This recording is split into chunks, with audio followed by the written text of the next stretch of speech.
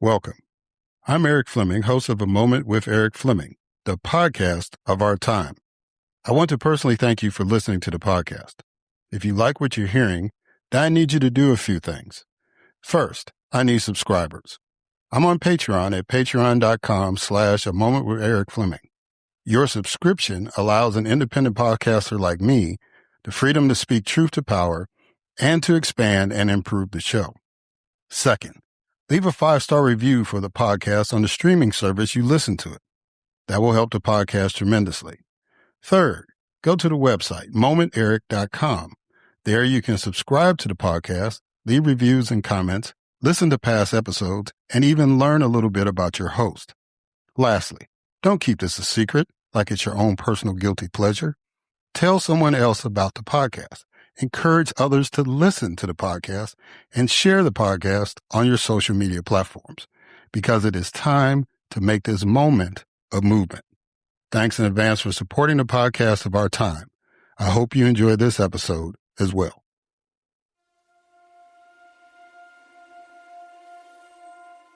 The following program is hosted by the NVG Podcast Network.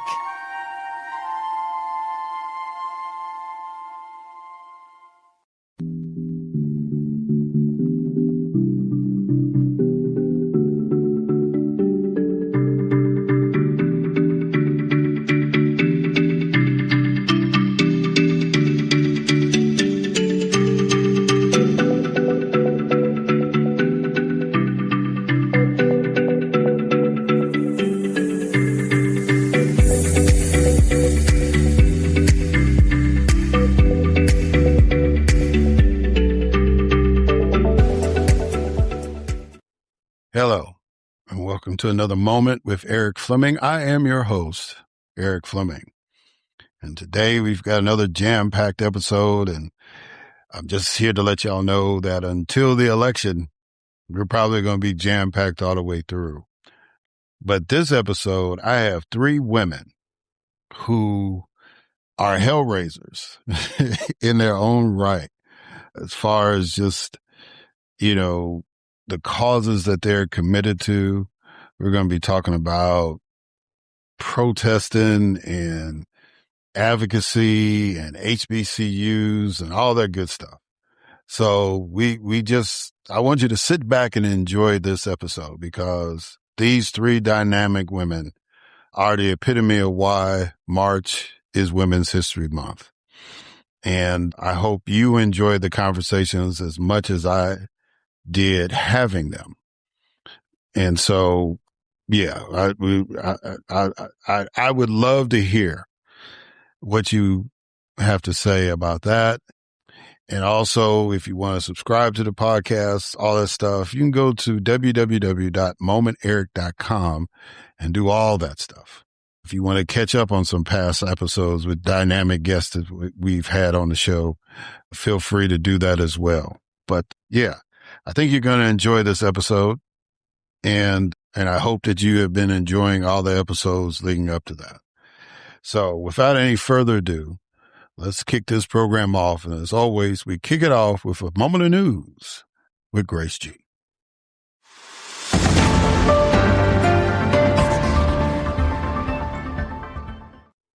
Thanks, Erik. The FBI is investigating a shooting at Old Dominion University, where a previously convicted terrorist killed 1 person and injured 2 U.S. Army personnel before being neutralized by a group of ROTC students. Security personnel shot and killed a suspect who crashed a truck into a Detroit area synagogue's preschool wing, preventing any casualties among the 140 students.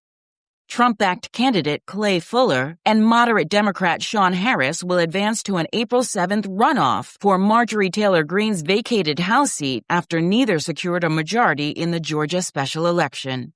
Mississippi's primary results set up a Senate showdown between incumbent Cindy Hyde-Smith and Scott Colomb, while Congressman Benny Thompson easily fended off a primary challenge to secure the Democratic nomination for his long-held House seat.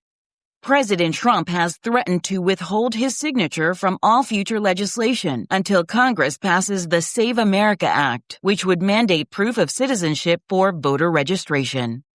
New Mexico authorities have launched a search of Jeffrey Epstein's former ranch following DOJ documents alleging that 2 victims may be buried on the secluded property. Alabama Governor Kay Ivey commuted the death sentence of Charles Sonny Burton to life without parole just days before his scheduled execution. A federal appeals court blocked the Trump administration from ending temporary protected status for 350,000 Haitians. Jeremy Carl withdrew his nomination for a senior State Department role following bipartisan criticism of his past comments about the Holocaust and his promotion of the Great Replacement theory. A federal judge invalidated Kari Lake's previous management decisions at the U.S. Agency for Global Media, ruling that her appointment as acting CEO was illegal under federal vacancy laws. And South Carolina's measles outbreak has reached 993 cases.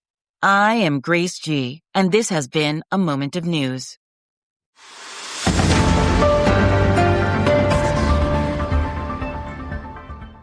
All right. Thank you, Grace, for that moment of news. And now it is time for my guest, Kate Powell.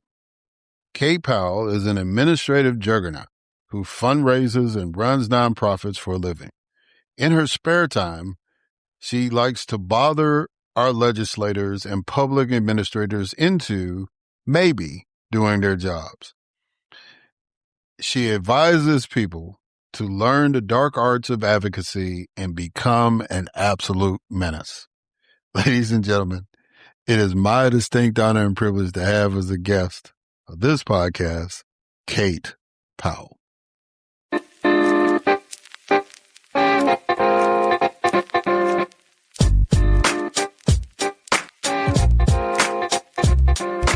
All right. Kate Powell, how you doing? I am pretty good. Just, contemplating the imminent demise of our republic. No, I'm just kidding. Most days I'm pretty hopeful. Today I'm in a pretty decent mood. The weather is warm and I am having a lot of fun hassling some people who are trying to do illegal things in our democracy as usual. So it's a good day. Yeah. So we're going to get into your skill set for hassling as we get into this interview. I've been following you on social media, and there's a number of people that I follow as far as content creators, and and all of you have a unique style, but I really like you because you have described yourself as a menace. and we'll get into that into some detail, but I thought that was a pretty interesting moniker to stick on yourself. So I'm honored to have you to come on. Oh, thank you. Yes, ma'am. So the very first thing I do is I do a couple of icebreakers. And the first icebreaker is a quote that I want you to respond to.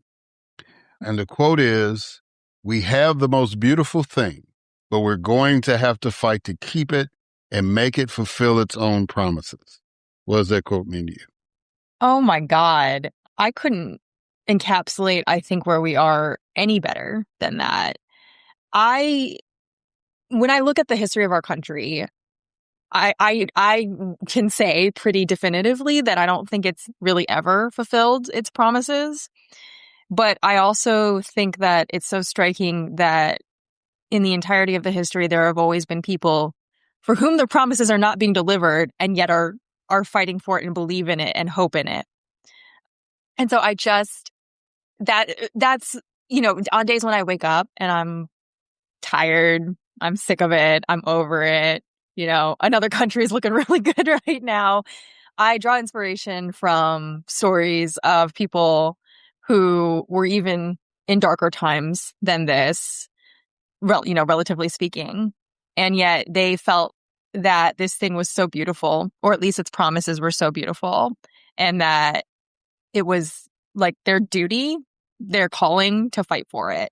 So that quote, I think, is not only awesome, but also is the most perfect rallying cry, because it's uttered by people for whom, again, the promises of the United States have never been delivered. It's never been, opportunity and justice for all.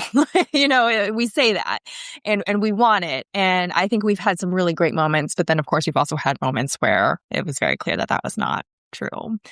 But we keep marching. That is the soul of this country, is that like we're going to keep pressing towards it. Yeah.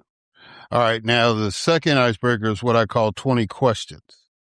So I need you to give me a number between 1 and 20. A 6. All right. What do you think was the worst or best thing the previous administration did? Worst or best? So I can go either or. Yes. Okay. Ooh, okay. This is a tough one. I think the worst thing they did was not make Harris the heir apparent from the get-go.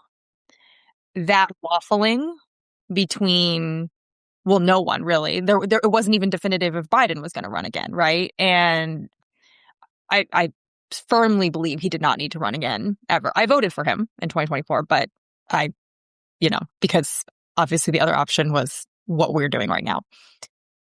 But I really cannot find any justification for not even having a plan right from the get-go. And then when he did try to run, and then when it was clear that was not going to work, on top of a part and parcel of this being the worst is how, to me, they really threw Kamala Harris onto the altar of their own mistakes. And I hated that for her. I hated it for her just as a person, but I also hated it for her as a Black woman. I was like, this is unacceptable to treat her this way, to make her the sacrificial lamb because y'all couldn't figure it out. And, when you look at the campaign that she was able to do in 107 days, I think it's a miracle she didn't lose by more. I really don't understand the vitriol that's been directed at her for losing. Like how she was set up to lose and yet still came within striking distance of Trump. So that's what I understand policy wise that the Biden administration did advance a lot, though, of course, we're seeing most of it being unraveled right now. And there's a lot more policy wise that I wish they would have done. But I usually get fixated on the part where there was no plan. There was no plan for what comes next. And Kamala Harris ended up being the collateral damage in that. And I think that's pretty unforgivable. So I love that phrase, the altar of their own mistakes. That's the first time I've heard it said that like that. And that's pretty powerful. Powerful enough for me to ask this question. Do you think that taints the legacy of his presidency, the way that he ended it? Oh, yes. I don't think it needs to be like, an all or nothing. I try to avoid all or nothing. My psychologist would be so proud right now for me saying that. I try to avoid being so black and white. But I do think that, again, we have a history of, using certain groups of people, Black women would be one of them, as easy collateral damage.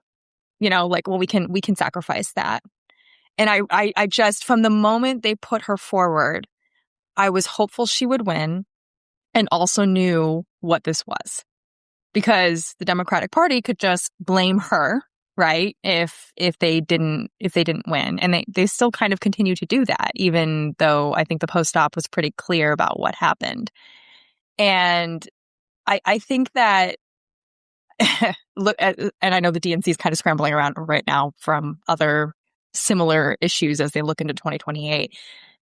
If they want to move past all of this, if they want this to not be their legacy, whether it's like Biden's legacy or just the legacy of the Democratic Party in Trump too, they're going to have to reckon with this. They're going to have to be able to just like face it and say out loud what they did, because what they did was heinous. So you read 107 Days, I take it. I have not read it yet. You have to read it. I know I do. I've seen lots of excerpts and some of her interviews and whatnot. And And it's on my list of there's a long list of books that I need to read. But and then I've also talked to some people who have read it, who I respect their opinions very much. And when I've told them my thesis of her being the sacrificial lamb on the altar of their mistakes, they're like, yeah, basically. I'm like, okay. Yeah. Like, I mean, I'm glad. Again, it was like I was watching it in real time. And, I really, yes, you're right, though. I need to get on that. I need to get on that quickly. Yeah. If in this day and age, just get the audio. That's what I did. I got the audio because she actually narrates it. So that to me, that brings it more to life. Yeah, it's her story. Her telling her own story. Yeah. So that's cool. Do you think she should try it again in 28, or should she just say, you know what, it's been fun. I'm a enjoy this private life? Okay, so I would love for her to do it again. I would, if she were to announce a 2028 run, I would do literally anything that I could do to support that campaign. I know that doesn't mean anything probably to her, but because I'm, it's not like I'm a mega influencer who can really move the needle that much, but I would literally throw everything I could behind it. I would also completely understand if she was like, I'm out. I'm so done. But I really think if we're, back to my point earlier about reckoning with what the Democratic Party did in 2024 and not really being able to move forward until they go back and deal with that to me is probably one of the most definitive ways that they could do it, is if they would just put her up as the nominee in the appropriate amount of time, which is going to be soonish. It needs to happen in the end of this year, really, that's about the time when they really need to start being like, this is our horse. But yeah, I really, in my like the world of fantasy that I sometimes live in of like, what does justice look like? I think that's what it could look like, is Kamala Harris 2028. Oh yeah, no, I was just gonna say, but I also understand she's like, forget this crap. I wouldn't blame her whatsoever. But the reason why I push that, because that's on brand for you. Because that seems like a Menace move. That seems like a move where it's like, yeah, I'm going to show you. Exactly. That's what I wanted to do. I'd be like, oh, you thought. And I truly, yeah, I would be so proud to be under such a president, truly. Yeah. Anyway, I could go on about that forever. So how did you first get interested in politics? Because this is going to be, I want people to kind of understand your background. So I've divided up your background question into 3 parts. So the first one is, how did you get interested in politics? Well, I've always been fairly interested and pretty civically engaged. I'm one of those who, if I have an issue, I'll go to the city council meeting. I'll go to the school board meeting. Not all the time, but, enough to, and not just to complain. I will go to thank them for doing the right things. I will, I do believe in holistic engagement. If you only show up to yell and scream when there's a major headline, I'm not saying that that's not powerful and that it doesn't need to be done.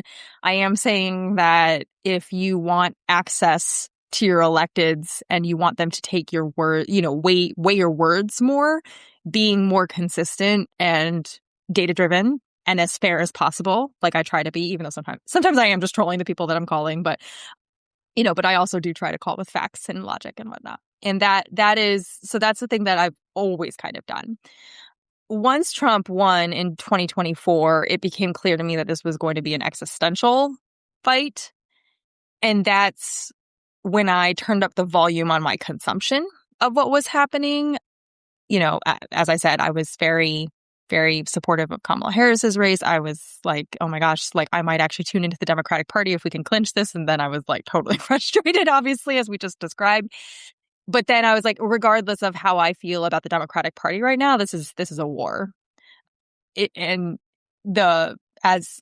much exactly as I predicted, the most vulnerable, transgender people, the Latin community, immigrants, whatever, insert whatever here, are the ones being crushed. Black women are facing the highest unemployment, or like their unemployment rate is completely disparate with everyone else's, which we were actually beginning to close that gap. And now it's like tenfold worse than it was before. So it's truly awful.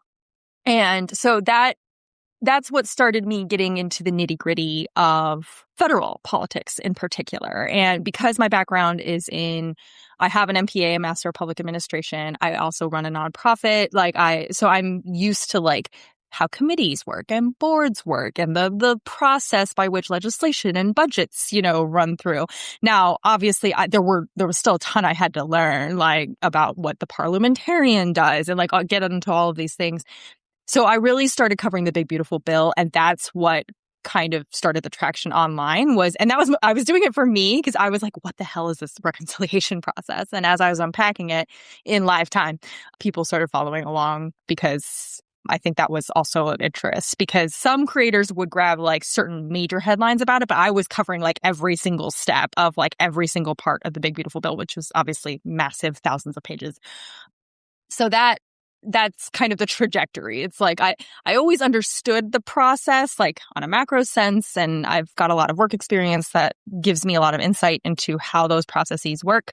So, and insight into like call this subcommittee about this particular thing. And then I just had to throw some gasoline onto that fire for 2025, because once it became clear that it was going to be worse than I even thought that it would be, I just couldn't sit around and do nothing. So that's how you elevated to menace status. Yeah. That's how you decided, okay, why do you describe yourself as a menace? I think it was one of the calls that I made during the big, beautiful bill. There was a big committee vote that was going to happen the next day. I sat down to do a marathon of calling every single member of this Energy and Commerce Committee in the House to tell them what their Medicaid enrollment rate was in their districts, which was data that I had. So I pulled up the Congressional Health Dashboard, gave me the Medicaid enrollment rate for every district. I called every single member on that committee and was like, in case you forgot, your enrollment rate's 44% in your district, or 18%, or 25%, and it's this many points over the national average, and all this kind of thing. And I started the video saying, watch me be a menace. And it stuck with me. It stuck with a lot of people were like, oh my gosh, like, way to be a menace. And I think that part of what everybody is so frustrated about when it comes to our Democratic Party, for instance, is that lack of fight that they were seeing, especially in the beginning of 2025. I think it's getting better, but that it was like, why are you not like doing more? And so that menacing kind of just, I think, became like, well, I'm no one, right? I'm not in Congress. I can do absolutely nothing, but I can waste a bunch of y'all's time and kind of take away all of your plausible deniability as well. It's not like you didn't know, because at least one person was telling you. And ever since, since I started that whole like menace campaign, I've gotten a lot of messages from people. They're all very, very sweet, saying like, I now call my electeds daily and I menace them to hell about my particular issue. And that, I think, is so it's the only thing that's going to get us through this, is keeping our electeds on notice. And I think that's what the whole being, go be a menace or have fun. Now I end every video with, or all of my like congressional videos with like, have fun being a menace. And just, I think my final point on that is that people are generally we're trying to live in a society, right? We want to be friendly to each other. We want to be kind to each other. We don't want to live in like fisticuffs with our friends and neighbors and family and even our elected officials on a regular basis. But to kind of take away the idea that it's wrong to raise your voice in opposition to things that are obviously wrong, right? It's maybe you need to be a little less polite, with people when we're talking about food or, human rights.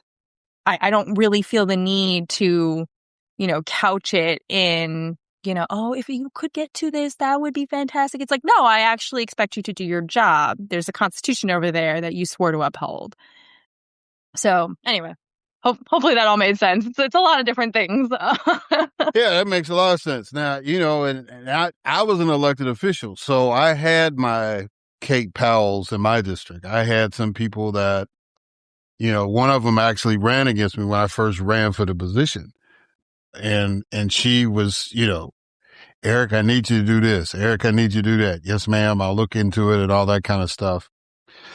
But and of course we didn't have the internet when, it wasn't as prominent when I was elected, but it was starting to come in there. So it was starting to get the emails, starting to get the, on the blog pages was the big thing. Right. Yeah. And so folks would all of a sudden leave stuff on, say something about me on a blog. Somebody say, hey man, they dogging you out on this blog right here. It's like, all right, let me go in and see what they're talking about, but that's really what this process was set up to be. And it is evolved with technology, of course, but that I just, it's just a natural thing. One of the coolest things I had, Kate, was when I just got out of college and a mentor of me and my friends was hired to be a aide for U.S. Senator. And in the U.S. House of Representatives, U.S. Senate, each member gets like directories where you could call the actual people directly. There's a direct number for the Department of Defense, for example, or something like that. And so the Senate, they would print the same amount of books. So the senators would always have extra books because it wasn't 435 of them. So it was like we went to visit the office one day and he said, hey, would y'all like this book? And he showed us, we were both looking like, oh, hell yeah. You know what I'm saying? So it's like, I would kill for that book. Yeah. And so it's like, I just, once, they updated it, I think they updated like every 2 years. It was like, hey man, they got the new updates. You know what I'm saying? And it doesn't really matter who the person is. Once you have those numbers, I mean, it is just little things in life that has been able to do, and then when I got elected, I was like, bam, especially like when Katrina hit, it was like I was able to call and they thought I was a congressperson. I was bugging them so much. So I guess I was a menace in that sense. But I just think that that's beautiful what you do. The last thing I guess about on this is, when did you decide to do this be a content creator? Was that the intention, or no, you just wanted to post this stuff? How did this come about? Oh my gosh. It did not come about because I was aiming to be a content creator. I was devastated. March 2025, I was completely devastated by what I was seeing. So something that I talk about fairly often on my channel is that I'm half Japanese, and I had family who was interned in 1942 to 1944, 45 or so under Order 9066 under FDR. And the moment those men got shipped off to Sokote, even though Judge Boasberg had told them to turn the planes around, I hated everything. Like I felt like I was just screaming into the void, like, how in the world are we doing this again? How, why? And seeing detention centers go up and like all this kind of thing. I was like, absolutely not. Like, we cannot be doing this.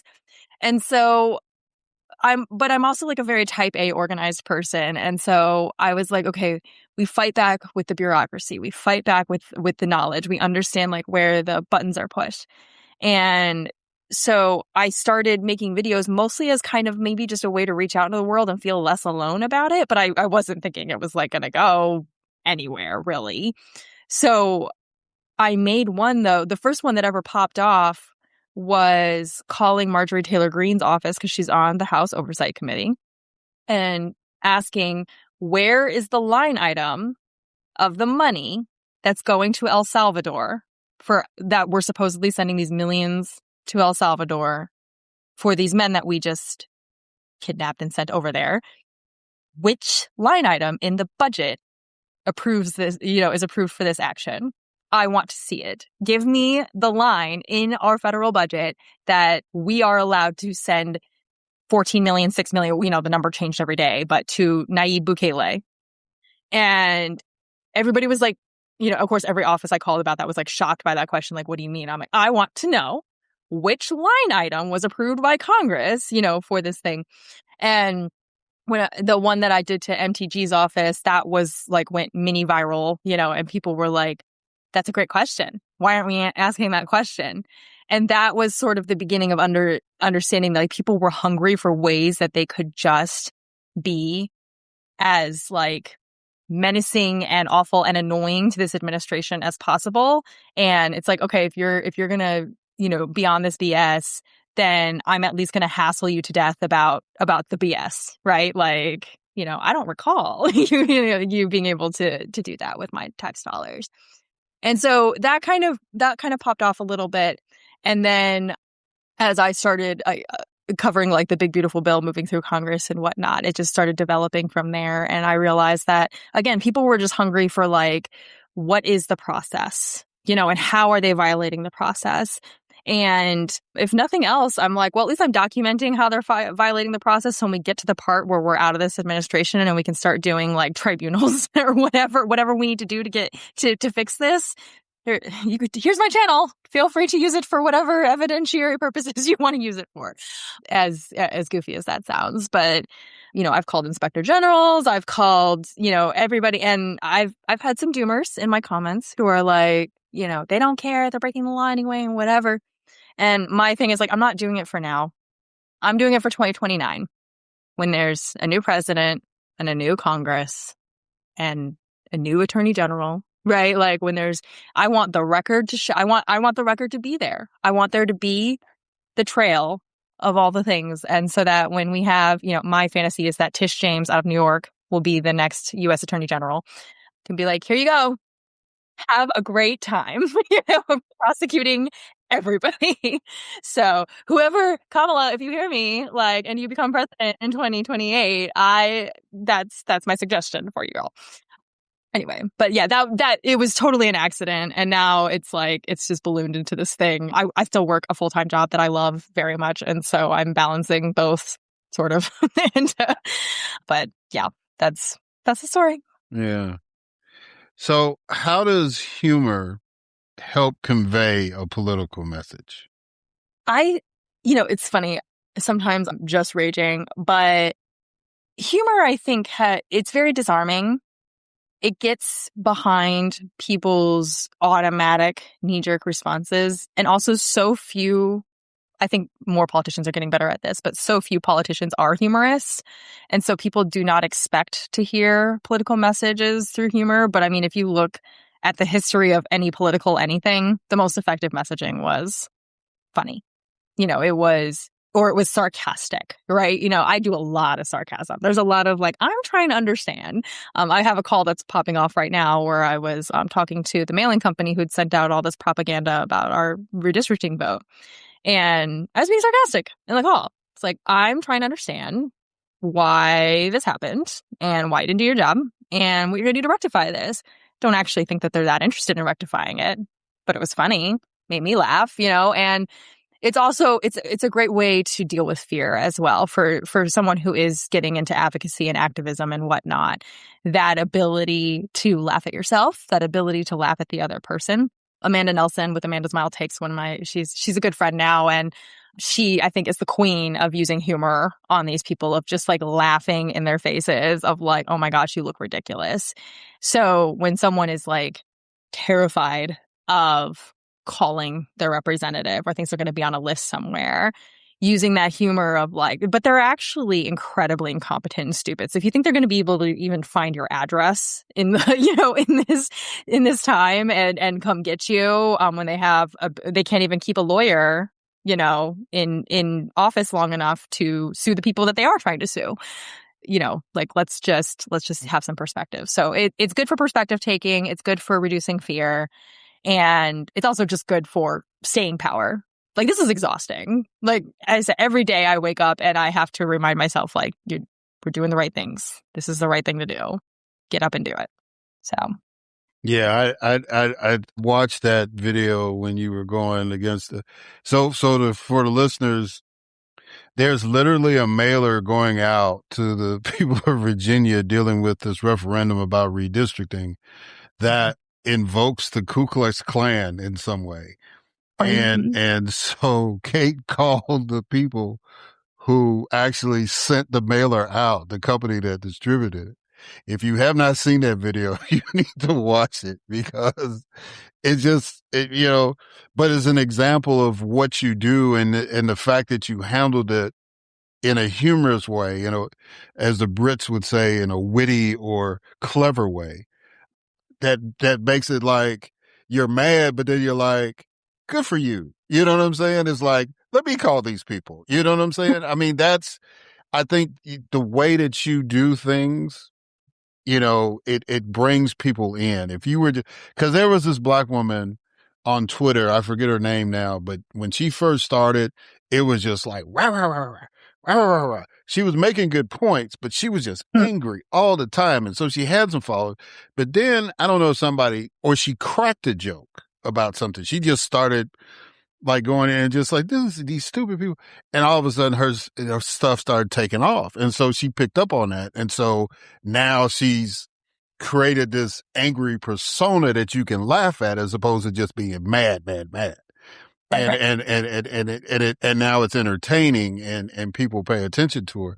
But I just believe that you have to be, humorous to a degree. I'm not, I'm socially funny. Like I'm with my friends and all that stuff. But when I do this, I might crack a joke or something, but I'm not that kind of person. If I get on there, I'm going to say what I got to say, but I really admire you and others that can invoke humor into these discussions. And to be fair, there are videos of me calling and like literally just screaming. Like there have been a few where I've just had a meltdown. I think that feeling is good. It sometimes it sucks. It's painful. What's going on is painful.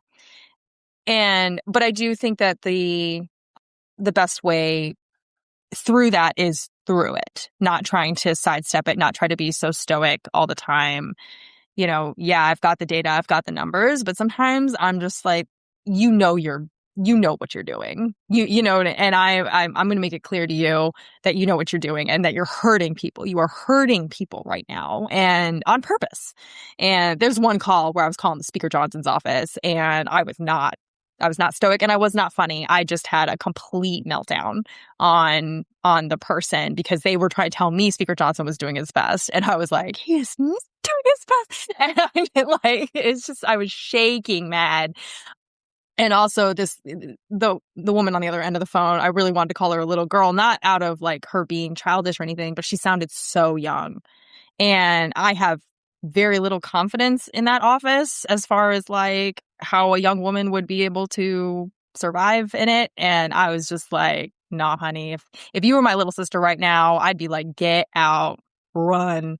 So some of it was also just me being like, someone needs to tell you the truth, right? Like if you're in this bubble, if you're in this whatever, if you're like the daughter of some donor or whatever, and you don't ever hear anything different, I'm gonna tell you now, this man is evil and you need to like, I think I said something to her like, and you need to really examine why you're even there.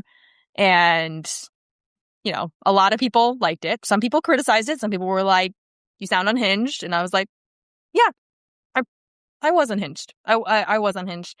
But I think I also still remained clear throughout of like what I was unhinged about. In this particular case, it was about a hearing. They were holding a hearing in the middle of the night for the big, beautiful bill because they were still trying to skulk around and pretend like, they weren't doing exactly what they were doing. And I did apologize to her at the end. I could tell she was like on the verge of tears. And I was like, I'm not mad at you, but you have to think about what you're doing right now with this man. And that is a policy that I do try to emphasize to everybody is like generally, unless they're like this call you were just describing with the mailing company where they're calling me crazy and whatnot. Generally, though, I try to be very, especially to the interns in the congressional offices, try to be super kind because they're not the problem, right? Like they're not like me screaming at the, woefully underpaid, if not completely unpaid intern for Speaker Johnson is not generally the way that I want to do things. But, but sometimes also, like I said, there's rage, and they also need to hear the rage. Well, just look at it as an intervention, right? Because it's like somebody, they might have been like true believers, and then you get this call that's like, this changes everything that I've ever thought in life. You know what I'm saying? You might save a life, actually, politically. Let's take a detour real quick. Your background is in consulting, running, and fundraising for nonprofits. Mm-hmm. How much of a struggle has it been for community-based nonprofits to operate and raise funds during this Trump decade? Yeah, it's been awful. The constant trope since Reagan, of course, has been like less, less, less. There's so much waste. There's all, waste, fraud, and abuse, right? And to this, I would say two things. One is, especially when it comes to like private nonprofits operating in the community, the vast majority are having to do what they are doing because the government refuses to have robust resources like healthcare and food. Period. So if you don't like having a bunch of organizations running around trying to fill this need, then fill the need with the tax dollars, which we have more than enough of if we would actually tax people fairly, as in billionaires. Second, the notion that, either a public agency or a nonprofit is just running around trying to perpetuate fraud, like that's the majority of the reality, is so woefully false. It is very frustrating to listen to that from either party, because both parties will engage in that rhetoric. And it makes me want to rip my hair out, because to my first point, we're doing the services that you refuse to do at the government level, mostly federal, some state, some local, though I feel like the further down you get, the better you get at being able to pinpoint need. But it's just not, I can tell you from personal experience, it is working with a shoestring to do the best you can, and still realizing that you still aren't serving everybody that you want to serve. You're still not reaching everybody who needs what you have or what you could provide. So I really am tired of public servants, or even people who are working in nonprofits that are providing a public service, being denigrated as like lazy and fraudsters and wasteful. It's the reality for the vast majority is so far beyond that. And if I'm wasteful running a $500,000 nonprofit, that employs people and, does all these great services or whatnot, then what is Elon Musk, who is like getting billions of dollars to literally explode the money in the sky for fun? What is that? Like, someone please explain to me how this is different, or like how that's progress and economic development or whatever, though it has created no jobs. It's technology that usually goes nowhere. But me providing direct services to human beings or to animals or whatever, or the environment, so that we can have air to breathe and water to drink or whatever, that's wasteful.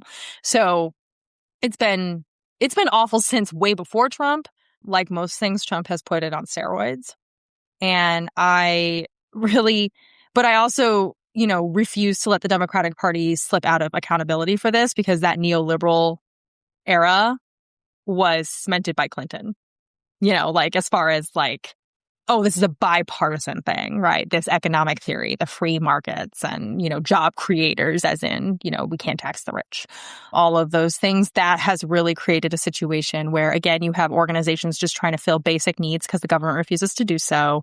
And then they never have enough money to do it. And then we slash budgets even more, so that all that block granting that comes down from the federal side is less and less and less every single year. And yeah, I'm over it. We need a different direction, and it needs to come from the Democratic Party in a major, major way.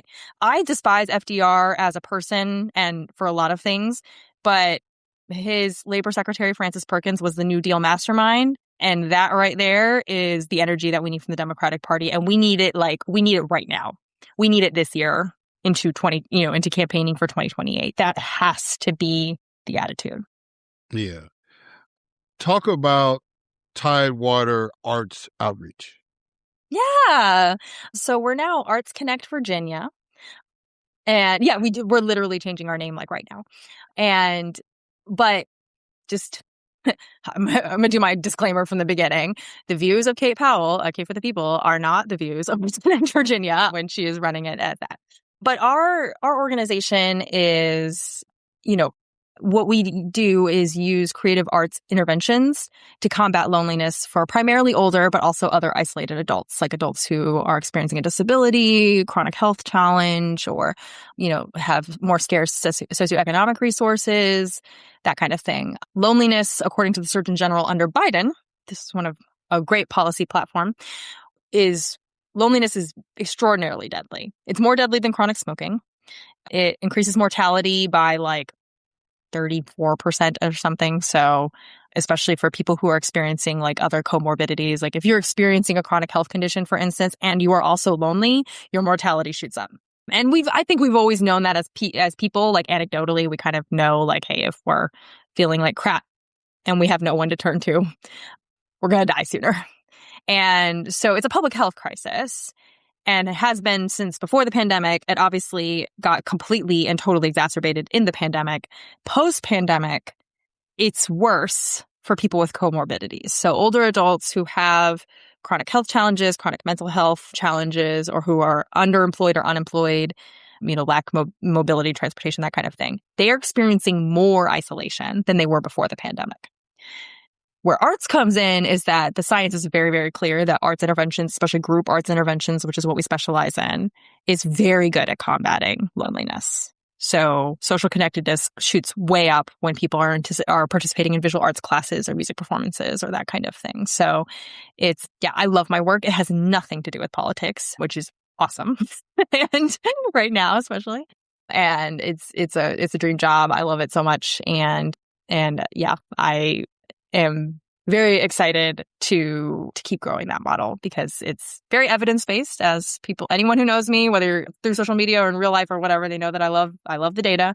So it's very evidence-based, but it's also it's very joyful. It feels good. It's like, it's an intervention that's like, oh, I'm like having fun with this, right? We've got the social workers, God bless them, in like foster care and housing and whatever. That can be such a slog. And like I said, God bless them because we need them and all of that. But I love what I do because it gives us the ability to make change while also advancing like just the ability to feel joy and upliftment. That's not a word, but I'm going to make it up now in everyday life. So it's great.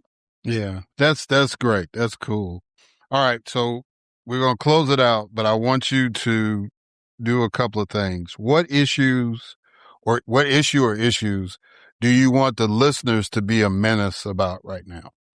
Voting access for anyone. I was talking to someone the other day and I said, if we cannot flip at least one chamber of commerce in the 2026 midterms, then this damage will be generational versus just like years, right? We know it's going to take a long time to repair what has been broken. Not just this past year. Again, we've been on a trajectory towards Trumpism for a while as a country. But we're looking at the difference between I never get to see real repair of this in my lifetime versus being able to make some significant repair, especially into 2028 and then certainly with a new administration. If we have to do 2 more years of a trifecta, like I can't even accept that as a reality right now. So I'm doing everything in my power, advancing I'm interviewing midterm candidates. I'm pushing it. But one thing that I'm really pushing right now is voting access. So we need to be pushing against any rumblings of the SAVE Act. As far-fetched as I think it is that the Senate would break the filibuster and actually pass it, we need to keep telling them, call your senator every day and be like, I know what the filibuster is and no, you will not get rid of it. Call John Thune, the Senate Majority Leader who would be in charge of such an effort, and remind him that you know what the filibuster is and that you have no desire for him to get rid of it. And then also make plans to vote not only for yourself, but for your neighbors. Who needs a ride to the polls or who needs an absentee ballot and needs help getting that? Who needs to get registered? Have you checked your registration recently to make sure that it wasn't purged for some reason?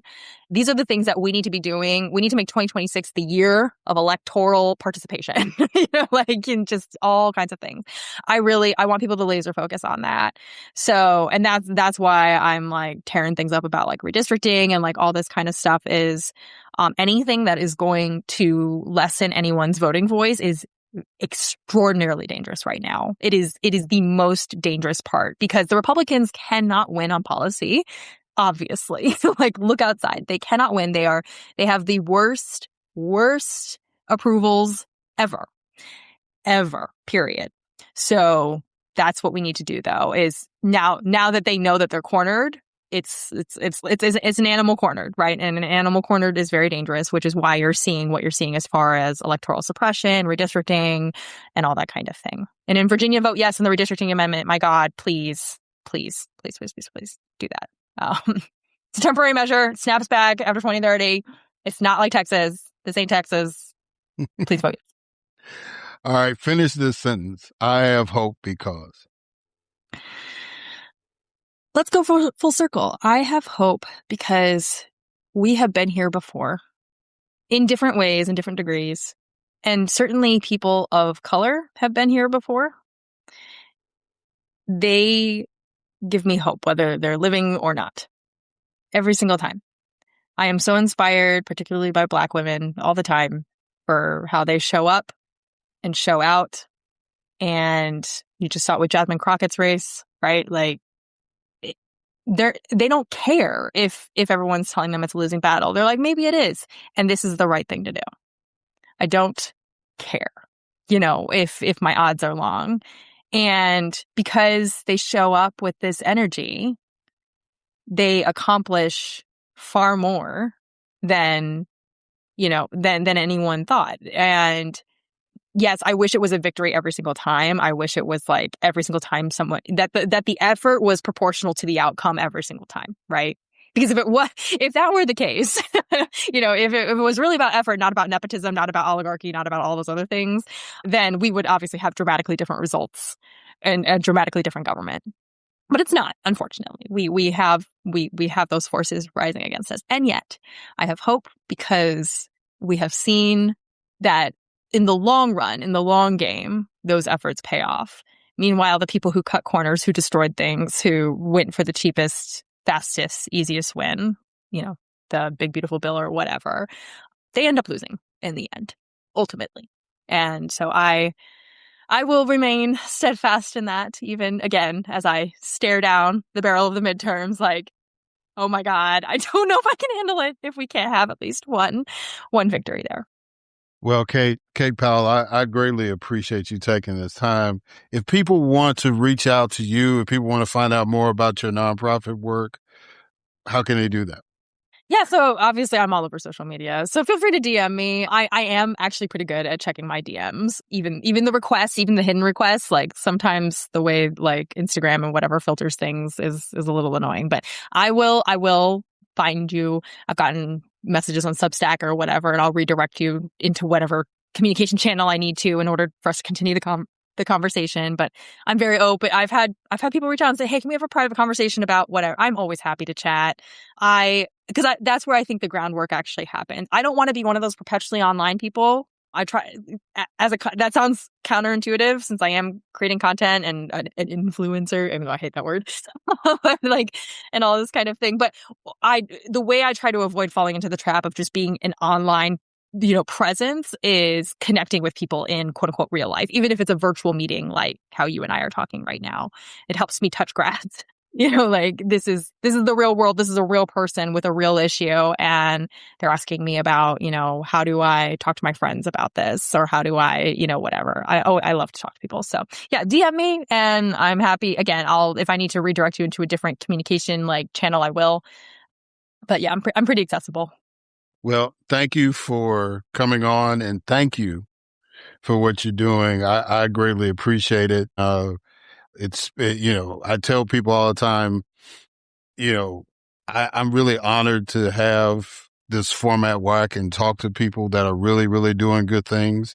And I think you're one of the people that are really, really doing something amazing by encouraging people to get engaged and showing them how to do it and doing it in a very, very serious but lighthearted way at the same time. I just like your style. I like the way that you do things, and you have an open invitation to come back. Anybody that's been on the show before has an open invitation. So if there's something that's pressing and you say, Erik, I need to talk about it, just feel free to come back and we'll make that happen. But again, I just thank you for being you, and thank you again for coming on.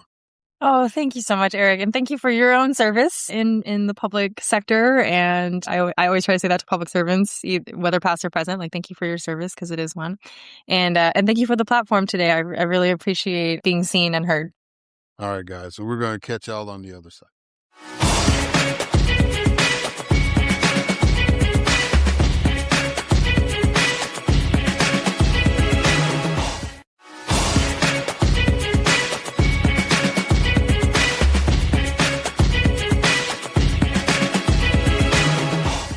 All right, and we are back. And so now it is time for my next guest, Gloria Browne-Marshall. Gloria Browne-Marshall is professor of constitutional law at CUNY's John Jay College, an award-winning writer, a playwright, and a legal commentator. She has litigated cases for the NAACP Legal Defense Fund, the Southern Poverty Law Center, and Community Legal Services. Her previous works include She Took Justice, The Black Woman, Law and Power, and The Voting Rights War.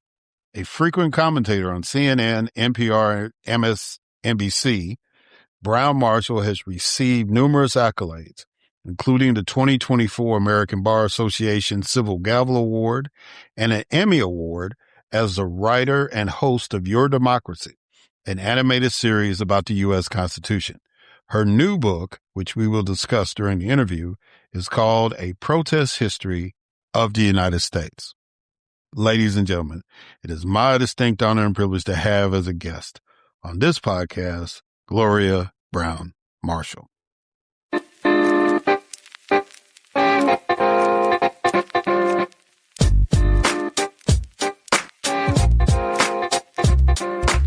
All right. The Honorable Gloria Browne-Marshall. How you doing, sister? You doing good? I'm doing very well. Feeling blessed today. Well, I'm blessed to have you to come on. You have been one of the warriors out there, and then you're doing something that I love, is that you're trying to teach other warriors over at the college. I admire anybody that wants to teach. It's just, I think it's so underrated, but it is so essential that we mentor our young people to carry the mantle and to do stuff, whether it's in an academic setting or otherwise. I just think it's important. So I commend you just for that. But I also commend you for this book, A Protest History of the United States. I think that's something that needed to be, in this day and age, I think it's really, really apropos that somebody kind of put that out there. And so I want to thank you for that. So let's go ahead and get it started. As always, I kind of do a couple of icebreakers to get the conversation going. So the first icebreaker, I want you to respond to this quote. From its conception, the United States of America has had a split personality. This nation sees liberty through the jaundiced eyes of capitalism, speaking of freedom with one breath and crushing civil liberties with the next. Give me your thoughts on that quote. That's great writing. That's my first thought. That's brilliant ideas. But it's because the United States was formed from two different philosophies. And we don't know which one is going to be at the wheel at any given time. Right now, we're looking at the capitalist mindset of the country. So I look at it, if you take our full name, the United States of America, and you think of the United States as the capitalist side, the empire building side, And then you look at America as the Statue of Liberty representative symbolically. Give us your tempest toss, longing to breathe free. So we have those two very different philosophies in one country. And we never know what we're dealing with at any given time, but it's been that way since the beginning. I always like to say, I don't want to hurt people's feelings, but we did not begin our country with the Pilgrims. Repeat, our country does not begin with the Pilgrims. The country begins in 1607 in Virginia, in what was the Jamestown settlement. King James, the same King James version of the Bible, King James, gave a business charter to English businessmen to have a colony created in the New World, which is North America. That colony began in 1607. So when we start thinking about where the country began, it was from that business prospect that we were going to have this product come out of the colony that would make the king and the monarchy rich, which in that product became tobacco. But we also had people in those same ships coming to the New World who wanted to get out of the caste system that was set up in Europe. And they wanted to have a different life, and they were willing to risk their lives because sailing by ship was very risky, to go to this new world and start new, to have freedom, to have liberty and begin a new, fresh life. So we have those two same ideals in the same ship that starts the country. And that's 1607. By 1619, we have the introduction of Africans into this whole paradigm. Then at the same time, the land they arrived on was the Powhatan Native Americans, the indigenous people. The Angolans, who were the Africans, had their own civilization, own religion, own government, everything when they were kidnapped and brought to this new world. And the Powhatan indigenous, had their own government, their own culture, their own religion, their own art. So you have all these cultures in one place. So even our diversity began as early as the 1600s. The Plymouth Rock Mayflower episode, that was 1620. That was after the Africans had already arrived in Virginia. So we were here before the Mayflower landed. So when you think about why the country is so confused and the mentality is so conflicted, the dual personality, are we about liberty, the people in the bottom of the ship, or are we about money, the people in the top of the ship? And this is the way it is right now. It's been that way the whole time. And that gives rise to protest because the people in the bottom of the ship see the rights of the others and say, why can't we have that? Why are we being treated this way? We don't want to work the hours you want us to work, to live only where you want us to live, to be undereducated. We want things too. And so that protest is now what has created basically the idea of the country, that most of the rights we have came by protest. And even we're in the 250th anniversary of the Declaration of Independence, and that's the protest document. So this nation will be 250 years old. Please note, 250 years old because we begin the nation with the Declaration of Independence, even though we begin the history of the nation back in 1607. Right. And those Angolans, as you aptly pointed out in the book, were actually stolen because they were Portuguese. They were slaves of the Portuguese, and then the British, I guess, pirated the Portuguese ship and took it over and sent it to Virginia. So I get that. And but that doesn't make as good a story as the Pilgrims landing and then having this feast called Thanksgiving. So we have so many myths that this country people don't even know the founding of their own country because there's so many lies, myths, and untruths that have been clouding the beginning because people don't want to say it was a business deal that started the country. But see, the Pilgrims had the cool hats. That's why everybody liked the Pilgrims. They had the cool black hat. All right. So the next icebreaker is what we call 20 questions. So I need you to give me a number between 1 and 20. 8. Okay. What is one thing you hope the current administration will do or not do during their term? Well, one thing I hope they will do is implode and go down in smoke under impeachments and criminal prosecutions that are quite successful that wind them in prison. Okay. Is there anything you don't want them to do, or is it you just going to leave it at that? Well, what I don't want them to do is continue the authoritarian dictatorship of violence and bloodshed that has reeked of such rotten corruption up to this point, that has undermined even the possibility of this being a better country, and stop setting us back on a track of villainous deceit and lies, and the sense that white male wealth is the only driving force in this country, and that they see the errors of their ways. So I don't want them to continue to do what they are doing at this point. And since that's impossible in my mindset, only God knows for sure, then I would say prison. Please let them go to prison. Let it happen before the end of this term. Yes, ma'am. What motivated you to write this book at this time? I actually started the book 10 years ago because that was even before George Floyd, but people were telling me that protests didn't matter. And it made me feel as though they were saying the people didn't matter. The community organizers didn't matter. The activists didn't matter. And that people thought, well, protest was fine during the civil rights movement, but it doesn't work in the 21st century since we have social media. And I was trying to get them to see that social media is by itself not protest. It can be used in ways for protest, but it by itself is not protest. And so I also wanted young people to understand, and anybody, but especially young people to understand the history of this country. And those young people and the others who understand would it also include people immigrating into the country, because I think they haven't found their foothold in this notion of protest yet.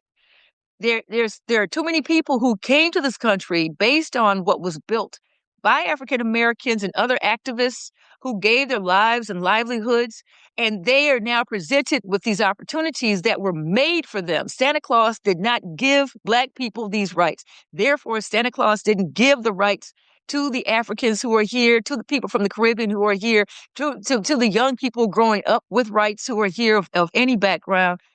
People had to fight, die for it. And now I call them freedom freeloaders.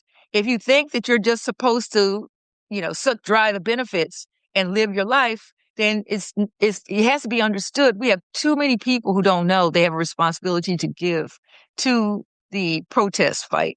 So, I'm just concerned about that. Yeah. So what lit the fire in you personally? When did you decide that you were going to be an activist yourself? I didn't plan on being an activist. It's my parents probably didn't plan on it either when they bused me to the white school across town. But that's what resulted from it. And so I learned speech and debate. I learned how to interact with people. I mean, it was devastating and traumatizing, but I like to make lemonade when I have lemons given to me. And the lemonade that I made was to be able to take what I had learned about the cultures that I was now thrust upon or were thrust upon me, and figure out, how do I navigate this? And so I saw that there were so many misconceptions about the African American community. And the more I saw the misconceptions, the more I wanted to speak up about it. And so I did. And I wanted to be a writer initially. That's what I wanted to do out of high school. That's what I wanted to do as a little kid, was to be a writer. And I went to a predominantly white institution. And that wasn't a place where people actually supported my dreams of being a writer. Back then you had essays that you sent in by mail. Yes, before the computer. And my essays were thrown away by my white mailman. That I didn't realize that until that year when it was time for me to go, and I hadn't heard anything from the schools. And those were the applications to go to writing programs. But I'd also thought, well, I'm thinking about law school too. And so the one application I had was a law school application that actually didn't get thrown away because it was mailed out 2 weeks later. And so I ended up going to law school, and I was so bored and so disenchanted with law that I wanted to quit. And until I took union organizing class, and then and that was my labor law class. I took a gender and justice studies class. I took a civil rights class, and then constitutional law class. And I was like, my mind was just like, wow. To this day, I get excited even talking about it. It's like, oh, okay, then law can be a tool for liberation. Let me see how this works. Let me see how they bent the power that was this weapon of oppression to use law to be a tool of liberation. And from there, I was like, yes, let me talk about this. Let me write about this. Let me explain it. And I began as a playwright. Let me put it in the theater that I did. Let me make this something known to people, because we're the most litigious nation in the world. We have more lawyers, more court cases than any other nation in the world. We have this Constitution we export around the world. Nobody reads it. Just like I said, it's the 250th anniversary of the Declaration of Independence. But nobody reads the Declaration of Independence. If they read it, they would see it really doesn't have the story in it that people think it does. So I'd like to speak truth to power, and that power is in the hands of the community, of regular people who can do amazing things. And history has shown they have. And that's why I like to write these books. This is my 7th book. I like to write these books so that they can sit down at their own pace. And I write it in a way that anybody can read it. It's not written in a way in language that people can't understand. And I like to pride myself on having my books be accessible. So when I have all these things, I was like, okay, let me go and tell the world. And so that's what I've been doing. And that's my form of activism. It could be academic activism as a professor. I'm a full professor at my college, at John Jay College. So I don't have to write anything. I didn't have to write anything for almost the last 10 years or so. But I write because I'm a writer, and I want people to explore the gifts they have. And one of my gifts is to actually be the kind of person who doesn't mind speaking up in a thoughtful way for myself, but more so for the people around me, and especially people of African descent. Yeah. So one of the cool things about your book is that it shows that protests can take many forms. So my next couple of questions are based off of that premise. What do you say to people that say a No Kings rally is not really a protest? I am concerned, because one of the good things about a No Kings rally, if you have enough people and it's spread out in enough places, it is indeed sending a message to this authoritarian administration and its minion among the, governors and other people in politics and in corporate America, that there are disgruntled people, enough disgruntled people, they should pay attention. But a protest is supposed to disrupt. And so when we have these No Kings rallies, it does bring the troops together in a way. It does help us to see our common interests and get the spirit together for the protest. That's what rallies did. Rallies would be a meeting before the protest so that everyone's on the same page. We have an understanding of what our commonality is, what our arguments are, why we're upset in the first place. And then you go to the protest. And the protest doesn't need to be violent to disrupt. That has to be very clear. It does not need to be violent to disrupt. That's why the sit-ins were so important, because the sit-ins were nonviolent, but they disrupted business as usual. And that's the disruption that needs to take place. And unfortunately, the No Kings rallies, many of them, especially this time last year, were held in parks, were held on Sunday in front of, business offices and in front of government buildings that were closed. And so it didn't disrupt anything, but it did send a message of displeasure. And our First Amendment gives us the freedom of speech right, of course, we know, the freedom of assembly, coming together. But the last line gives us the right to petition the government for a redress of grievances. And people don't make it to that last line. That last line means the right to petition is to ask for redress to fix grievances or complaints. So even in a union, you file a grievance, it's a complaint. And so we have a right to tell the government what we don't like and demand that they fix it. But how do we do that if we don't send a message that's strong enough and get them to understand we mean business? And sometimes the No Kings rallies are not getting the government to see that we mean business, and disruption does that. And as I said, disruption can take the not buying from certain corporations would be a disruption. when police officers don't have their contract that they want, they figure out ways to disrupt the mayor's office and to get the attention of the mayor and other people on the city council and others who are involved. So we know how to disrupt without violence. And I think that's missing. If the No Kings rallies would then think about as a part of their rally, the strategy of disruption, then they would become the protests that we need them to be. Okay. So how can owning a casino be considered a protest? Because what I thought of with the Choctaw Native Americans in Mississippi was that they were wholly dependent on the government. They were living in ways that where there was almost 50% unemployment. You had very high alcoholism and other types of drug addiction in many of, not just there, but in many of the places of the indigenous, not all the reserved land, but many of those places. For them to have their own independence is one, to have financial dignity, to have choice of how they want to live, the ability to run their own government with a financial basis for that government, but also to protect their language and their culture, their traditions, and not be dependent on others to do that. Forced assimilation had taken so much from them, but their protest was to maintain their cultures and their language and their religions and traditions, and the ability to have their own source of income, to not go the way of the enticement, give us your land and we'll put a toxic waste dump on it, but to actually say, no, we're going to create our own form of income and we're going to have our own autonomy.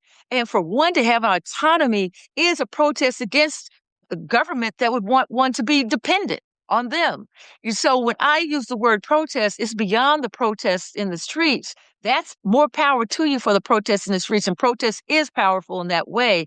But there are many ways in which we can protest, and one way is to have your autonomy, to have your own culture be respected by yourself, and to maintain it over time. And they did that.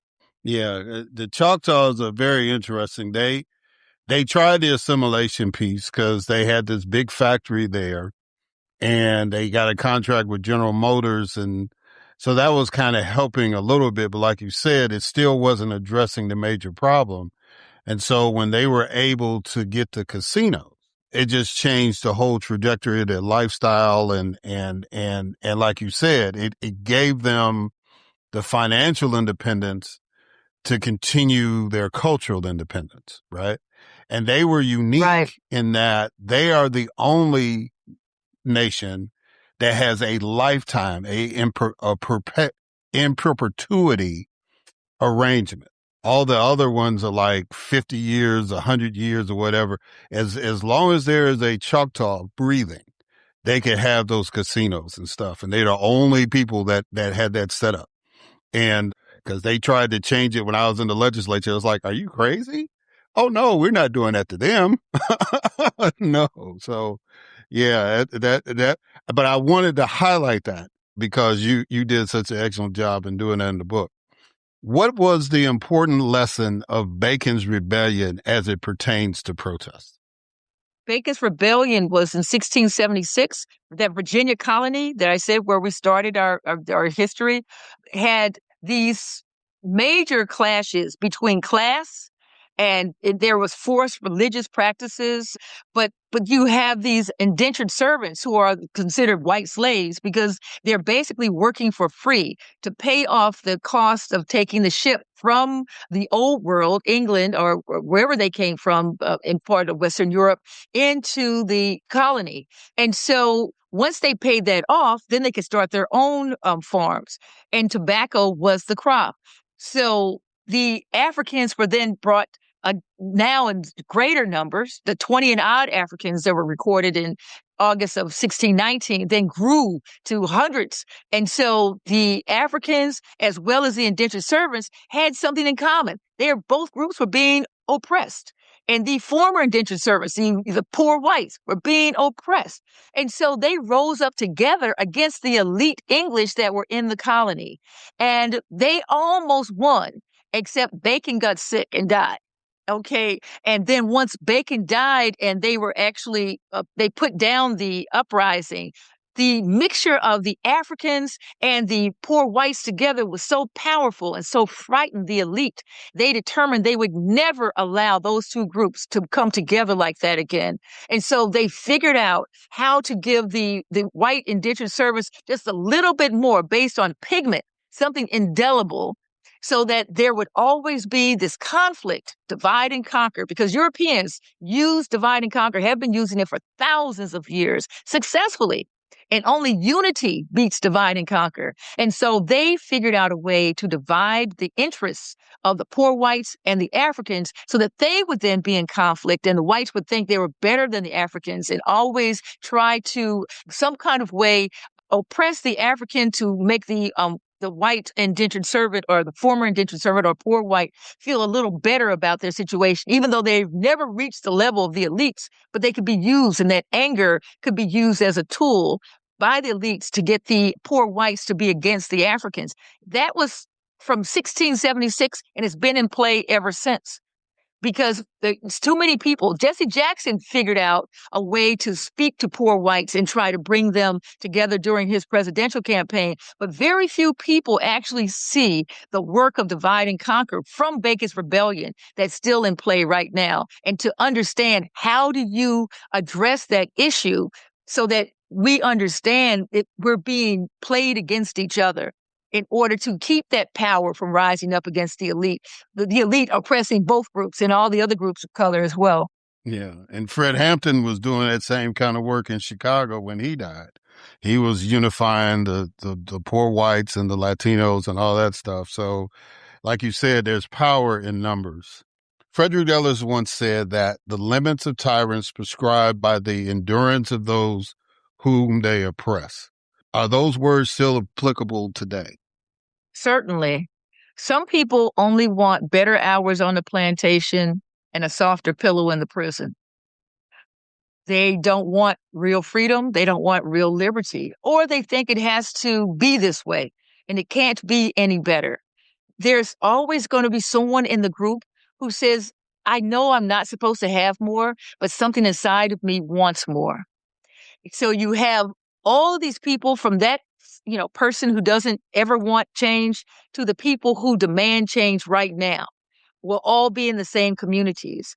And so I think that when you consider how much, in particular, African Americans and other people of color have been oppressed in this country, I ask the question almost every day, why do I stay here? Why am I still, where is my America? Because I travel a great deal outside the country, because sometimes I just can't take the hypocrisy. And it's almost as though you're in an abusive relationship in this nation, and you've learned how to deal with the abuse.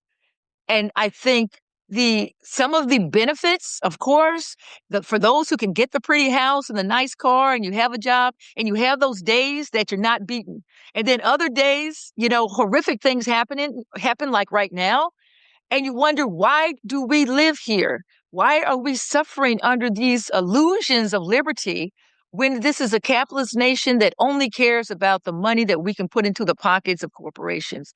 And we're just the middleman between making the money and putting it in the hands of those who are then using it to make themselves even richer and oppress us even more. So it's really a conflicted mindset. And you wonder if it's like this in all countries. Do most people believe they're oppressed in their nation, but they have good days in the midst of the oppression? I think the reason why this country becomes such an unholy aberration of liberty is because it sets itself out as the shining light on the hill of democracy.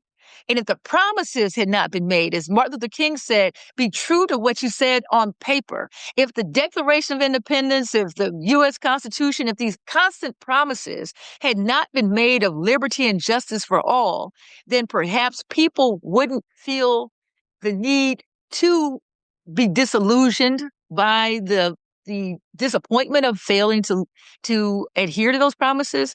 But the other people have just decided there's enough for me to get as a benefit that I don't need to have real freedom and real liberty. They don't really need to live up to the promises. So they'll take what they can get. And you have all that in one country, in one community, in one neighborhood, sometimes in one family. Yeah. So, I'm glad you made me feel like I'm smart, because I have said the same thing about this being a bad relationship. It's like you treat me bad while I'm here, but then you don't want me to leave, right? Because it's like, we've gone through all these struggles. And then when Marcus Garvey was like, look, I'm going to ship all of us out of here. It's like, no, we're going to put you in jail. You can't take all the black folks out. I said, that's a bad relationship, right? So I'm glad to hear somebody smarter than me use that same kind of analogy. It's just, it's really amazing how the dynamics of all that. I just had a guest on and we were talking about the Double V campaign during World War II, where it's like we were fighting for victory in Europe and then fighting for victory here as far as black people and stuff. So that's always been the dichotomy we've had to deal with.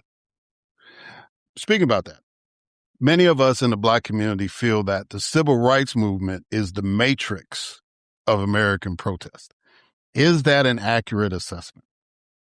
I think it is very accurate from the standpoint that the labor movement was actually the initial movement of protest. And when labor unions were formed, it was a protest against working conditions, the working hours. People work an 8-hour workday because the labor protests demanded an 8-hour workday to live up to the law that was passed in 1800s to actually have an 8-hour workday. That took until the 1900s of protesting for almost 100 years before we actually got the 8-hour workday that we take for granted, or the 40-hour work week. So when the people like A. Philip Randolph, who learned through the labor movement the skills, the structure of protest, and we had people who came from the background of the wars, World War I and World War II, they learned the structure of the military. That all came together with Marcus Garvey, and the improvement in philosophy, the Negro improvement philosophy, to create the civil rights movement, adding in there Mahatma Gandhi and what they learned from his protests. So it was a matrix, or the nexus of so many different elements of movement that came together that were used during the civil rights movement to make it a blending of different philosophies, tactics, strategies, alliances, and creativity to create that movement. So it became the anchor of what would be the type of movement needed, especially the nonviolent as well as the violent aspects of the civil rights movement, because you had both there. Yeah. What do you see as the role of media when it comes to protests? Now, we were talking about the civil rights movement and Marcus Garvey. A lot of people don't know that his newspaper, the Negro World, was literally the largest circulation newspaper in America during its time. And so the black press has always played a role in telling the story and highlighting what was going on.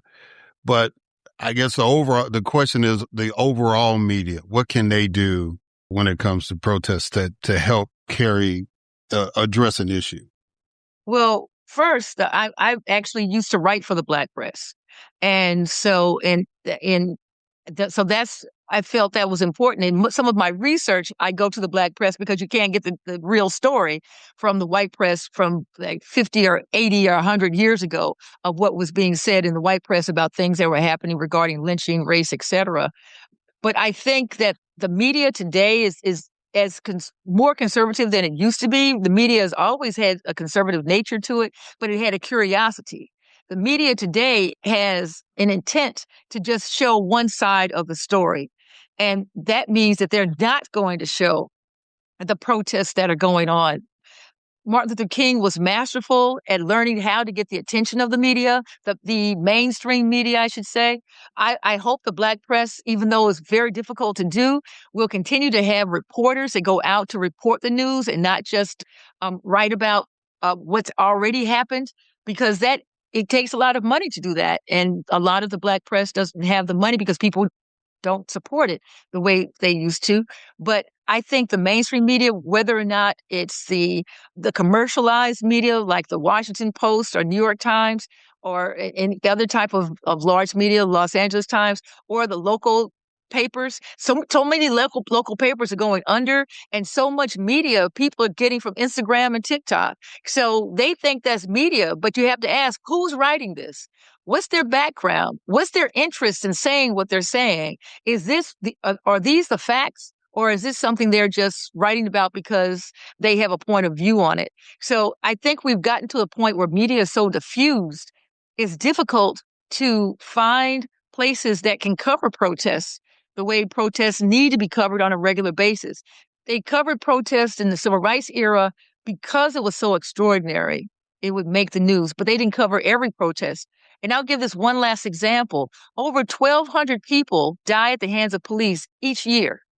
We don't hear anything about probably 1,120 of those people. Why? Because the media is not covering them. It's not making the news the way it should, because the media and many aspects of it either don't care or their editors are not allowing them to cover these racial issues the way they should. So I think, unfortunately, if it bleeds, it leads, continues to be the way protest is covered. And that's quite unfortunate. Okay. What would we are very impatient. And so a lot of times we collectively. And so a lot of times we'll get out here and we'll fight for stuff, whether it's George Floyd, Ahmaud Arbery, Sandra Bland, whatever. And then we don't see the results we want right away, or the election doesn't go the way we want, and we'll get disheartened or discouraged. What do you say to people to try to keep them from being discouraged if they don't get the results they want right away? That we are fighting against princes and principalities that can be moved, but rarely get moved all at once. And that's the way it has been. Protest works, but I like to use this acronym, STARK: strategy, tenacity, time, alliances, resources, and creativity. Strategy, tenacity, time, alliances, resources, and creativity. STARK. If you think about the tenacity and time that it took for people to gain the right to vote, the Brown versus Board of Education was 1954. The Montgomery bus boycott was 1955. The Voting Rights Act was 1965. And yes, we're in the 21st century. We want things to go faster, and oppression happens faster, as we just saw. And protests can happen faster, but it's still going to go slower than the oppression did, especially since it takes time for people to get on board. So many people want the protests to have quick results as they sit back and watch, like it's a reality television show. So if they're not going to get involved, and yet they want to see these results happen right away, then we have a conflict in goals. The goal is to have somebody else do the work. And that's where I'm concerned. And I go back to the people who either immigrated into the country, have been here, but don't know what their role should be, or don't feel that they should play a role. And I've had plenty of people say, I just want to live my life. I shouldn't have to be involved in this. And I'm sure Fannie Lou Hamer felt the same way. Martin Luther King could have just lived his life. He had a very nice life before he got involved with the Montgomery bus boycott. He didn't have to do that. And many ministers did not get involved. So you do have those people standing on the side of the road wondering why protest is taking so long. They're doing nothing to help, but they wonder why protest is taking so long. Or is it effective at all? They want the benefit, freedom freeloaders, of the protest, or they're sincere. They want to do something, but they don't know how to do it, where to do it. And there's a role for everybody in protest. If you ask yourself the question, what can I do? But if we don't do something, it's going to take even longer for protests to be effective, because it's going to be fits and starts. And I'm concerned right now because we have a lot of Black women. Yes, Black women. I'm wondering how long we plan on sitting this out. We've got to figure out where and when we enter. And it doesn't have to be entering in the streets. It could be entering strategically. Remember, START: strategy, tenacity, time, alliances, resources, and creativity. We have to figure out when and where we're going to enter, how we're going to do this in the most safe way that we can. Protest has always had dangerous aspects to it, but we can't expect things to happen quickly. Protest on Friday and see the change on Monday. That didn't happen even during the civil rights movement, women's movement, labor movement, anti-Vietnam War movement. Movements take time. They move, but they take time and they're moving. And they take even more time if people spend their efforts complaining and watching as opposed to doing and participating. All right. I want you to finish this sentence. I have hope because. I have hope because I know God does not live at 1600 Pennsylvania Avenue. And I have hope because my ancestors, one of whom I write about, well, many, but especially I start my book out, A Protest History of the United States, starts out with my great-great-grandmother Eliza, who was enslaved in 1827 and rose up against her slave masters. I have hope because her granddaughter Maddie went to college in 1907 and wrote about grandmother Eliza. And that essay she wrote was published in the school newspaper, her college newspaper, and was found later by the professor who then researched it and wrote a scholarly paper about it. I have hope because I had cousins who went to Spelman in 1920. 1919 was the time of the Red Summer, where there were so many race riots and white folks just rising up, lynching and burning down Black businesses. I have hope because they traveled from Kansas to go to Spelman. I have hope because so many people invested in me not knowing my name, so that I would have the freedoms I have today. And I have hope because I have breath in my body to do something, to use the talents that I've been given by God to do something. And as long as I can do something, I have hope for a better day. And I have hope because there's always a possibility for change if you keep pushing and keep trying. And I am an example of my own life of somebody, there was no crystal stair rising up to meet me. So I have had to do a lot of hard work and navigate a lot of things. There are very few things that haven't happened to me that people think, oh, you didn't have a Black life. I had a very Black life. Okay.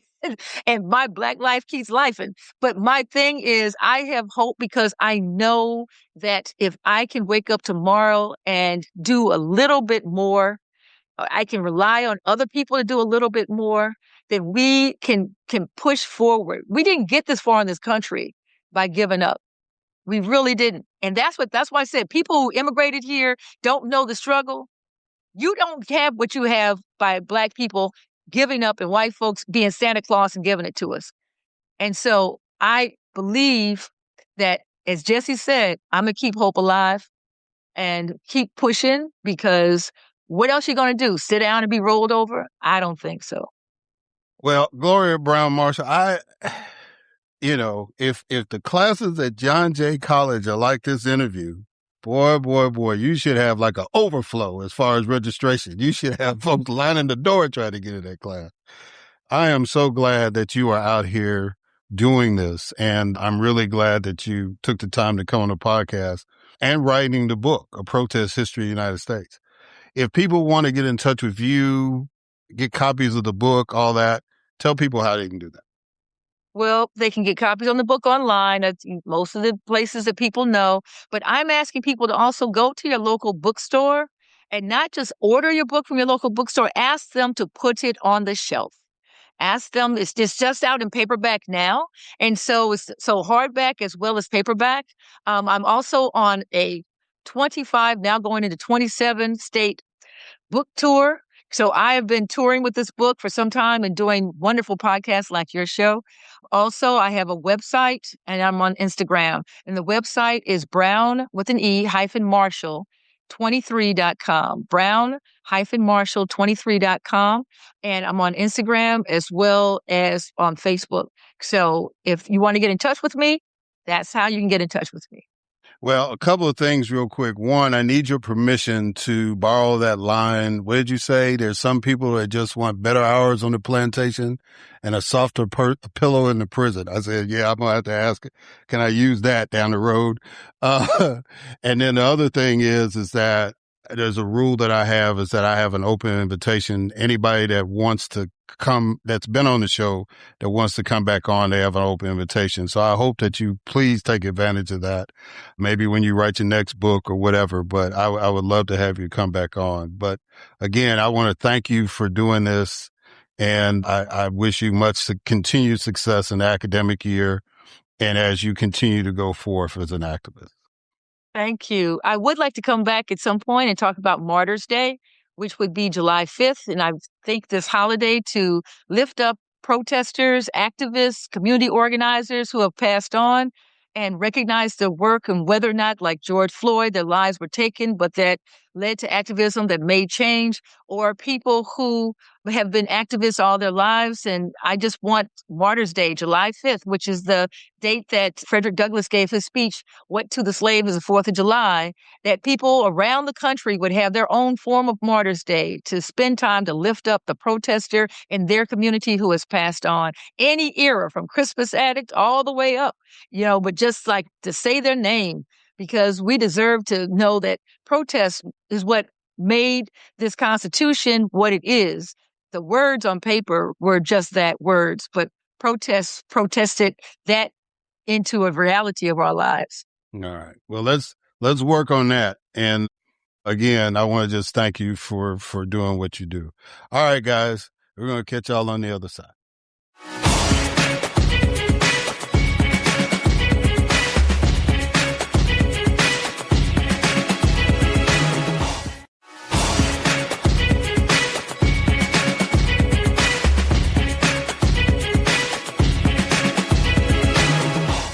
All right, and we are back. And so now it is time for my next guest, Dr. Ashleigh Brown-Grier.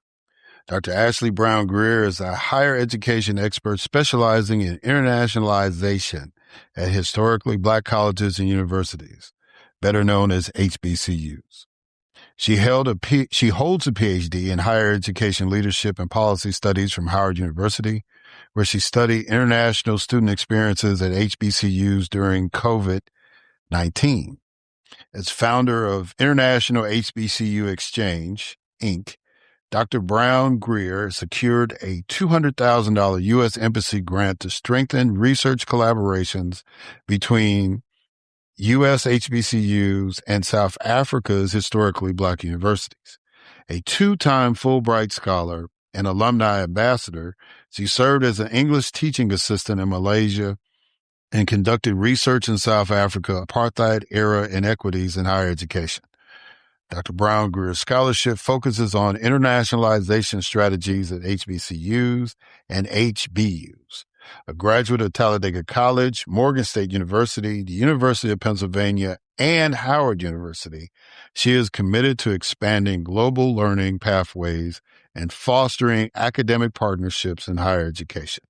Ladies and gentlemen, it is my distinct honor and privilege to have as a guest on this podcast, Dr. Ashleigh Brown-Grier.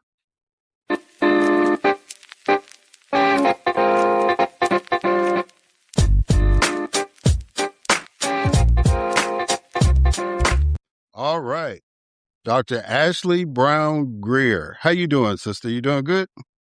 I'm doing good. Keeping well. Well, I'm glad. I'm glad that you were able to do this, because you deal with something that's near and dear to my heart, and we'll get into that in the discussion.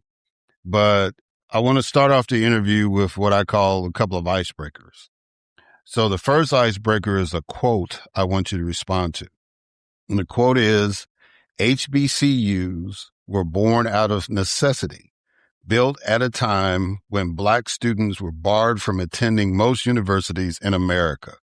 They became sanctuaries of excellence, identity, and community. What does that quote mean to you? It means to me, it means a lot. I will say I've been on my historical journey here lately, and I understand the importance of Black people having their own spaces.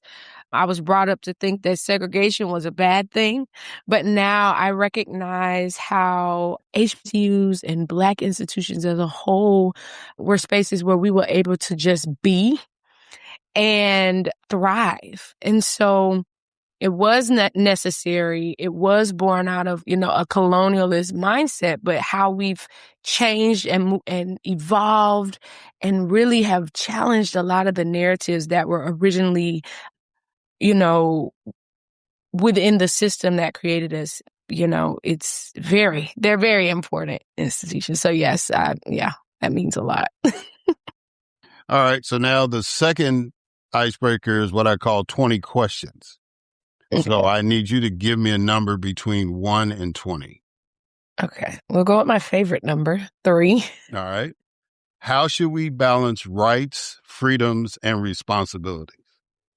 How should we balance rights, freedoms, and responsibilities? Oh, that's a tricky one. How should we balance those? Well, I think, and I know I'm going to get a little intellectual here, but I'm working on a conceptual framework. It's called the Architecture of Institutional Containment.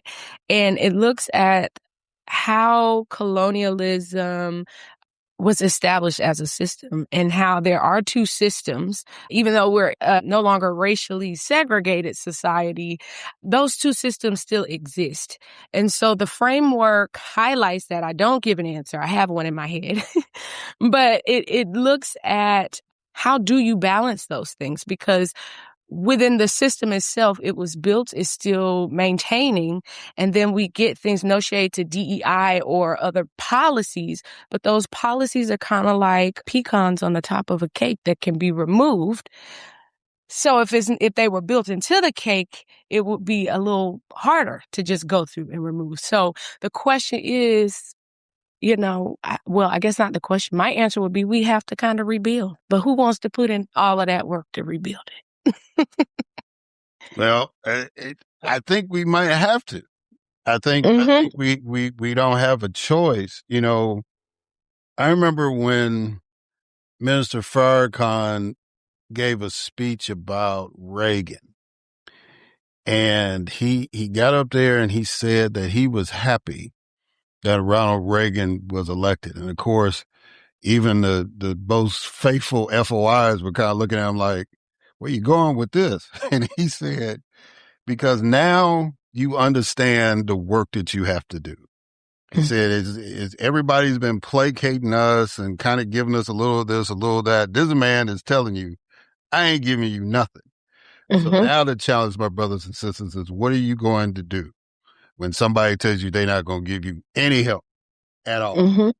And so, when I look at where we are now, and especially with the topic we're going to cover, I just, it's bad as somebody like me that's been in the political system, that's actually had a position of responsibility to watch how things are going on. But to go with your answer, I think we got to put in some work. We got to do some rebuilding. So we may not want to do it, but it's kind of like we're going to have to, you know what I'm saying?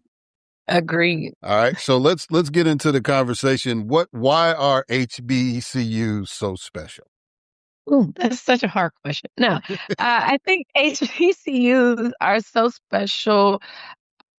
I guess I'll give a little background for who I am and where I come from. So Mobile, Alabama, middle-class family, and the majority of the people that I was around, even in church and in my neighborhood, they actually graduated from HBCUs. So I was already born into it.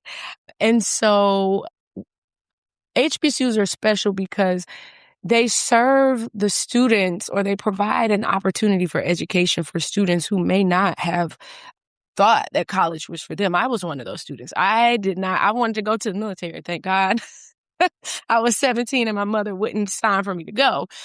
So she shipped me off to Talladega. And so I met some of my closest friends and some of the most amazing people. And from that, we have gone on to do some amazing things and to really contribute to society as a whole. And we are part of the higher education system. People try to look at us separately as separate institutions, but we're all contributing to the higher ed system research-wise, within these last few years. Well, since we've been producing PhDs. So they are special for that, a place of celebration, a place of learning how to become leaders. And even when you make mistakes, a lot of times the faculty and the staff will guide you. They don't, they might be a little hard, but they will be there to support you well past graduation. So yes, that's why I think they are special places. Well, I looked at it as like, now you were Miss Talladega when you were Yes. there? Yeah, Yes. see, and I was student body president at Jackson State. So it's like, those are moments where, like, if we had gone to PWIs, would we have had that opportunity to have those moments, right? Mm-hmm. I tell you, my two favorite memories revolve around Black college football, right? So the first time I ever went to a Jackson State game and to see 50,000 Black folks just attending a football game, growing up in Chicago, that was like, oh, wow. I know we played football, but Mm-hmm. I didn't know we went to the games. The way that Mm-hmm. the way the Black church is structured in Chicago is like, you don't get out till 12:30 and the game starts at 12. So none of us were going to the stadium. It was like, we were going straight to the television to see what was happening. And plus it was cold. So we were like, God, so to have that experience, and then my dad coming to the Circle City Classic, taking him to that, and for him to finally see my alma mater play in that, and just, just the experience, he got to see what I had to experience for 4 years, the sonic boom and all this stuff. So just that connection with him, because he went to PWI, he went to Southern Illinois. And so it was just like to see how he responded to that, right? Those are the kind of moments that you can't really get. You know what I'm saying? I don't know what PWIs you were accepted at. I got accepted at Princeton. I got accepted at Kansas. Kansas wanted me to go into the Air Force. They wanted me to be Air Force ROTC. When Ronald Reagan was president, that wasn't happening, right? But, so I mean, it's just for those of us who have gone through that, there's this moment. Now, there's some unique things that you probably wouldn't have experienced at a PWI that you experienced at a Black college, but like Alcorn, for example, right? And now it's still an interview with you, but I got to tell the story. So like at Alcorn, you knew every Friday they were going to serve pork chops. You knew that. So it's like whenever you were going to visit your boys at Alcorn, you try to get there just in time so you can sneak into the cafeteria, get you that pork chop dinner, and then hang out with your boy. I mean, that's that's a unique thing. And when I would visit my friends that went to PWIs, especially the ones that went to Northwestern in Chicago, well, Evanston, it was like they had the cafeterias in the dorms, but all the Black people sat at one table. So it's like it didn't matter if you was an Alpha, Kappa, AKA Delta. All y'all was sitting there. They all had their regalia on, but they were all sitting at the same table. You know what I'm saying? And I was just kind of like, what are y'all doing? It just kind of blew me away. All right. But I just wanted to convey that to people because it's such a unique experience. It's a nurturing experience. And I appreciate you giving the very intellectual academic answer, but I had to throw that out there too. Because as the song says, it's a feeling. You know what I'm saying? Mm-hmm. So that leads me to my next question. What do you say to those critics who say that in a modern American society, there's no need for HBCUs? That's a great question because when I was Miss Talladega at the MVC, what is it? The National, oh my goodness, I can't remember the name of the competition, but this was a question for the queens to answer. In a modern society, I think HBCUs are still needed. When I look at my background, higher ed and international education, across the board, people have been doing a lot of research on HBCUs. I'm not going to negate that. But there's still so much that has not been researched when we look at these institutions, especially when we're looking at the internationalization from an education standpoint of HBCUs. And so they are necessary because those stories do need to be told. I did graduate from the University of Pennsylvania as well. And so, like you were saying earlier, I did find myself sitting with majority Black classmates. There were 50 of us and about 10 Black folks. And so several of us ended up taking an MSI's class. And from that, I found the gap with HBCUs and international students. And so that information is still relevant, and it's information that our institutions can use to innovate and become better. Again, when we're looking at the current climate of a workforce-focused society, they no longer want us to go to college, and that's for a reason. And so while our predominantly white institutions are getting rid of funding and scholarships for minority students, HBCUs are stepping up to the plate. Well, I won't say stepping up to the plate because we've been there. We've been doing this work. And so they are already prepared to take these students in. Now, the numbers may be a little challenge for them, but they are prepared to do that work to ensure that we still have a Black educated society. So you're basically saying that the HBCUs now are more of a safety net than, well, because it was a necessity because they wouldn't let us in. And then now that it looks like they're trying to limit, although numbers are showing that that's not necessarily the case. There was somebody that just came on. I saw somewhere where they were saying that the number of Black students at one of the schools that got sued, was it Harvard or North Carolina? It was one of them, that the Black enrollment has actually increased. And the Asians who had sued, the Asian population has decreased at that particular school, even after they won the lawsuit in the Supreme Court. So, but like you said, they are cutting the money. But I guess that's why I was asking, are we considered more of a safety net now for the kids that would have had a chance, but because of the pressure, by DEI and all that stuff, that they're choosing the Black schools again? I can't speak for them, but as far as safety net, I don't know. That's a great question, but I would say I think this generation of students are more comfortable and open about who they are and what they want to learn.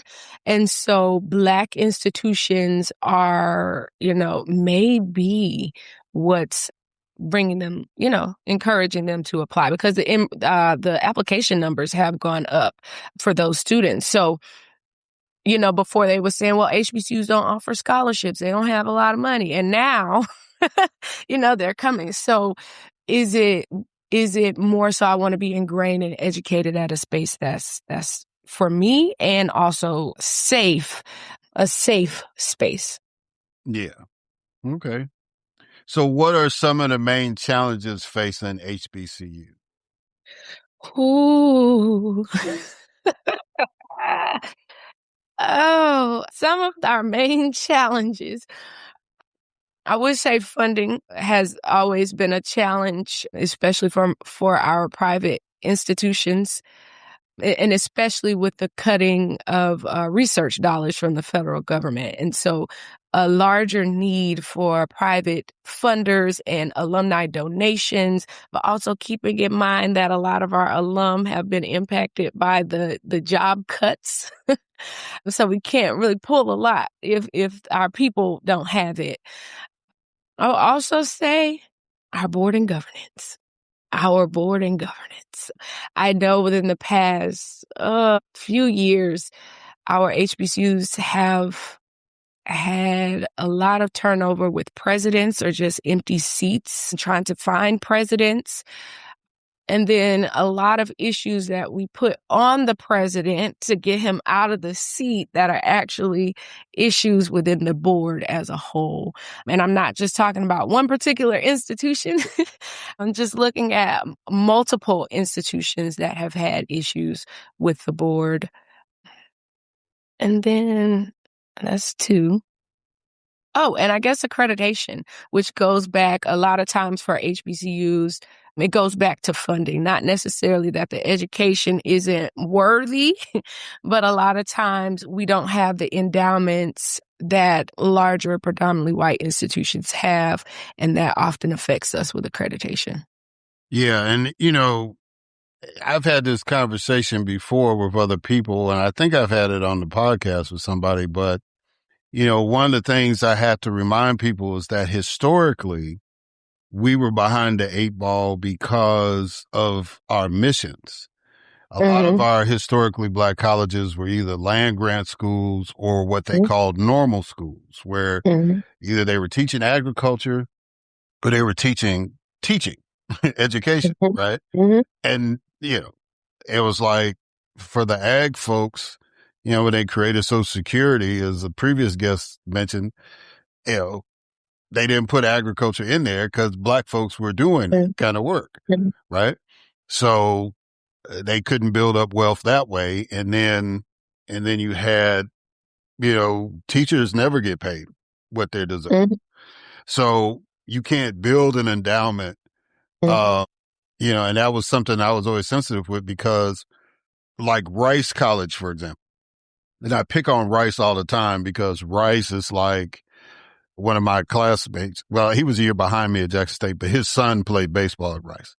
And, because they lived in Houston. And so Rice has about half of the student population at Jackson State. But they sitting on like $1 billion in endowments because, it was started as a private school and, the inheritance, all that kind of stuff. And they were able to build on that. So that's why a school with 3,000 something students can play Division I football, can participate in all these different things, can offer these scholarships, send kids abroad, all this kind of stuff. Whereas Jackson State started off as a private school and eventually became public, but it was like the mission was when we putting people in these positions, we had to sue to get a school of engineering. You know what I'm saying? So they weren't, if they weren't athletes or lawyers, they weren't really making the kind of money to donate back to the school, right?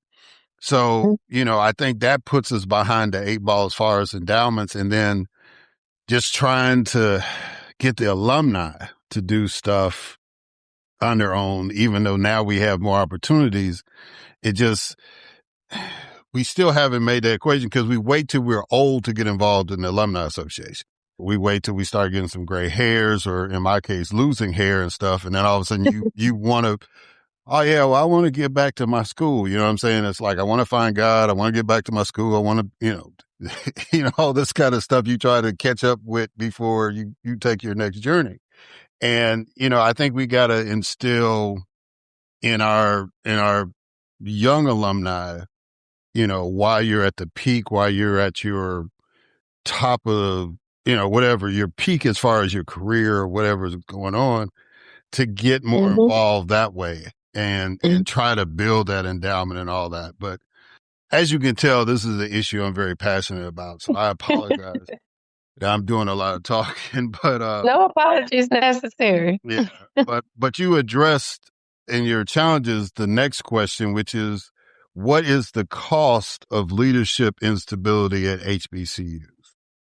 Oh, I think, in my opinion, I think the cost is potential donors, because it's almost like a creditor, right? I'm less likely to invest in you if you keep changing leadership. I trusted this person to make this donation, to see this program through. They're out of there. I'm pulling my money. That sets us back. I think even the relationship with alumni. I love Talladega College. That's my, that's the institution I'm going to always take care of. They've gone through about 3 presidents over the last maybe 6 years. And with each, with one of the last ones, not the interim, but the previous president, there were a lot of promises. There was a lot of talk. It didn't come to fruition. And then there was a lot of spending, which, again, I won't just put on the president, but that was also a board issue. And so, and the board is leadership. So that caused a fraction within alumni that also caused us some financial troubles, which led to us having to sell murals. So, and alumni are back to feeling like, oh, I want to donate, but we want to make sure, the money is going to be used properly. So it's really a financial piece is also, again, going back to SACS. How can you go into SACS without a leader along, even if it's an interim president, how do you go in there without a long-term plan or without a leader is problematic. And then again, with each president that changes when it's unstable, strategies change. So you're making a strategic plan, a 5-year strategic plan, and you might not be there next year. So I won't say nothing is getting done. Things are getting done, but long-term plans and processes aren't happening. So explain to the listeners what SACS is.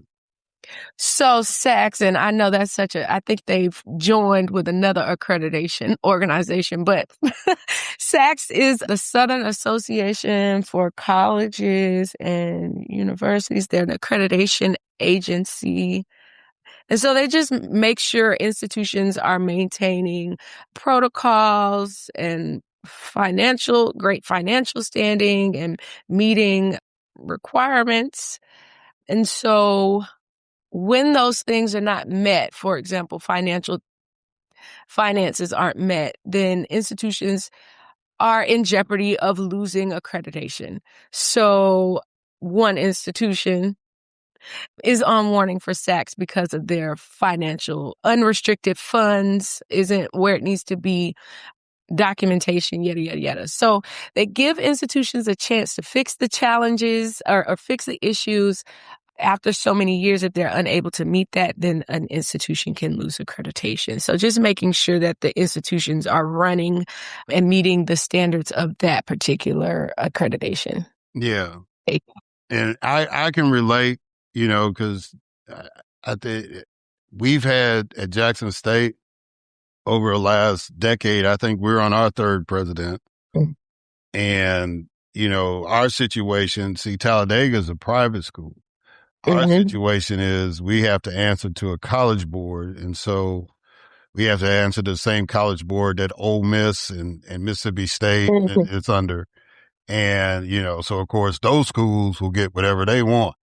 Mm-hmm. And if the alumni says, we want this person to be the chancellor or the president, whatever, they're going to cater to that. Whereas like, Jackson State, it's like, well, you take what we'll give you.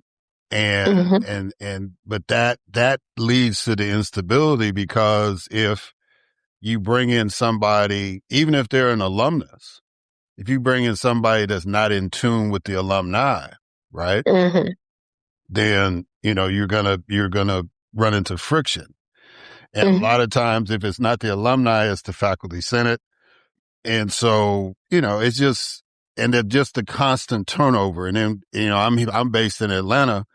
So it's like the whole situation with Morris Brown. It's like one morning I wake up and the guy who literally slept on the campus to rebuild it, I'm reading, he's been fired. It's like, are you serious right now?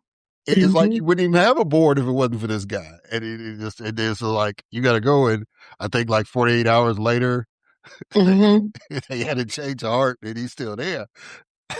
but just that, it's like that leads to like, well, do these people really have to act together? Why would they even think about firing this guy? And, and like you said, it impacts outside donors because, it's like you said, because we don't have, and we've been dealing with this issue on the podcast for the last 3 episodes about building Black wealth and reducing the racial wealth gap in America. When you got 15 cents to a white man's dollar, you ain't got the capital to invest in your community and your institutions the way that you should. And so, or you want to. So we have to get other people. We have to get some of our light-skinned cousins, as I refer to them, to put in, and invest in our education. And if they're looking at it as a corporate structure, they're like going, we need to ask some questions. Why would you fire this guy for 48 hours and then bring him back? What was that all about? So, why are you changing leadership every 2 years? You know what I'm saying? What's going on with that? So I agree with you. I think that is the biggest challenge we have, is that we've got to run these institutions and have some stability in these institutions so that, because the eventual victims of that will be the students. The students, yep. And go ahead. To that point, with the Morris Brown situation, it didn't make sense to me either. And I was like, you're getting ready to go into Saks without a president? It's not making sense. I don't care what the issue is, unless it's like, horrible. But we have a current president who has all of these things. It can't be that bad. But when you look at that situation and how it hit the news, it hit news channels that aren't the usual for HBCU. I said, that tells you right there, he has donors and influence, and these people are behind him. The students were behind, the alumni were behind him. It was not worth it. And I think a lot of times, I don't know these situations because I'm not in the room, but sometimes it seems personal. And for me, I've learned to keep the personal out of it. And these are the facts. And I guess that's the beauty of being a researcher, right? I'm looking at the facts. I'm going to tell you the facts. And I'm learning, how to, my social media, I just say it, right? But when I'm in collaboration and working with people, I am able to, people say I'm funny. So I say it in a funny way. I mean it, but it is the truth. And so we have to put the personal aside and what do the students need? Because when I think about Morris Brown, it was a few years ago when he came in and he said, we need faculty.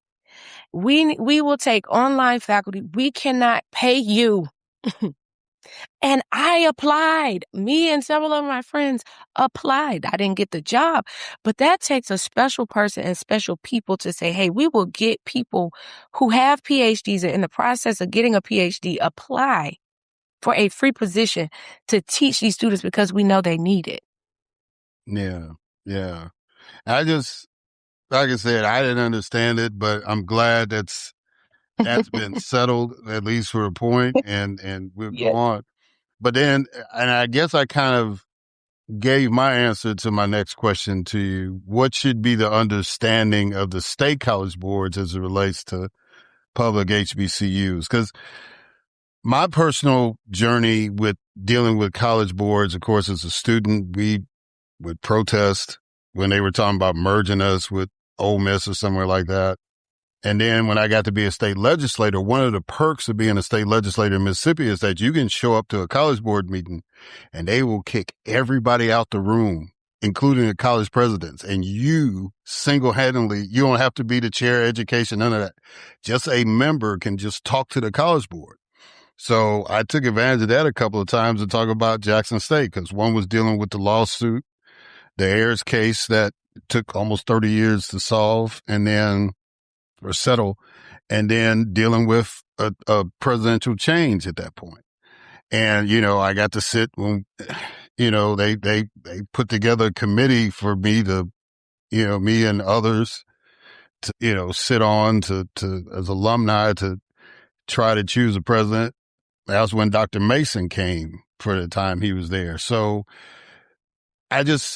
from my viewpoint, I think that college boards, being political institutions, since they're part of the government, even though we don't vote for them, it's like they should pay attention to their constituents. Even if you don't view the alumni as some special constituent, especially if you're dealing with a school, you should pay attention to us because we elected the governor that picked you. So you might want to pay attention. We pay the taxes that allows you to sit in this boardroom. So I think you should listen to us. But Doctor, you smarter than me. Go ahead and tell me what you think. Well, I think, let me see. I had it in my head. Let me see. When we're looking at, and I don't see how people miss this, the economic contribution of HBCUs to the states. I know it's not as much as what a predominantly white institution would bring in, but it's contributing jobs. The students are coming. They're putting money into your economy. Yeah, they're filling jobs that, like your part-time job, they are contributing. They're paying taxes. And so even if one closes, and I think one good example is Concordia University in Selma, Alabama. They had 2 HBCUs. Selma, yes, it's I think a very high, I want to say like 98% unemployment, low income, and just the impact on Concordia in that city. You had 2 colleges. I'm going to say elementary, middle, and high school. That one college closed. That took students out of your city. Even if it was 200 students, those students were contributing. It took the jobs. And so, and decreased the amount of money that was coming in. And the state, it is Alabama, didn't seem flustered, even with the closing of Birmingham Southern, which isn't an HBCU. You're losing jobs and money and people coming to the state. So that, we have to look at the benefits. We can't afford to lose them, right? But to your point, you have to listen to your constituents because you have a ton of alumni who live in that state who want to see that institute. There are just the generations who are like, I graduated here.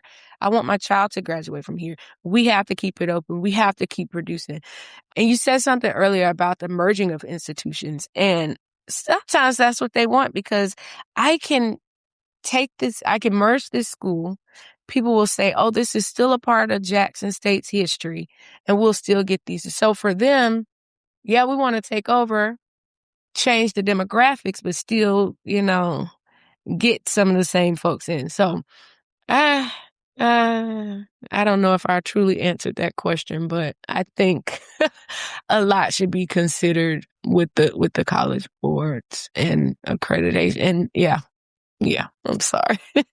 Cool. It's like, and I'm glad Concordia, because I grew up Lutheran. I grew up in the Lutheran church. And so all the Black preachers that were,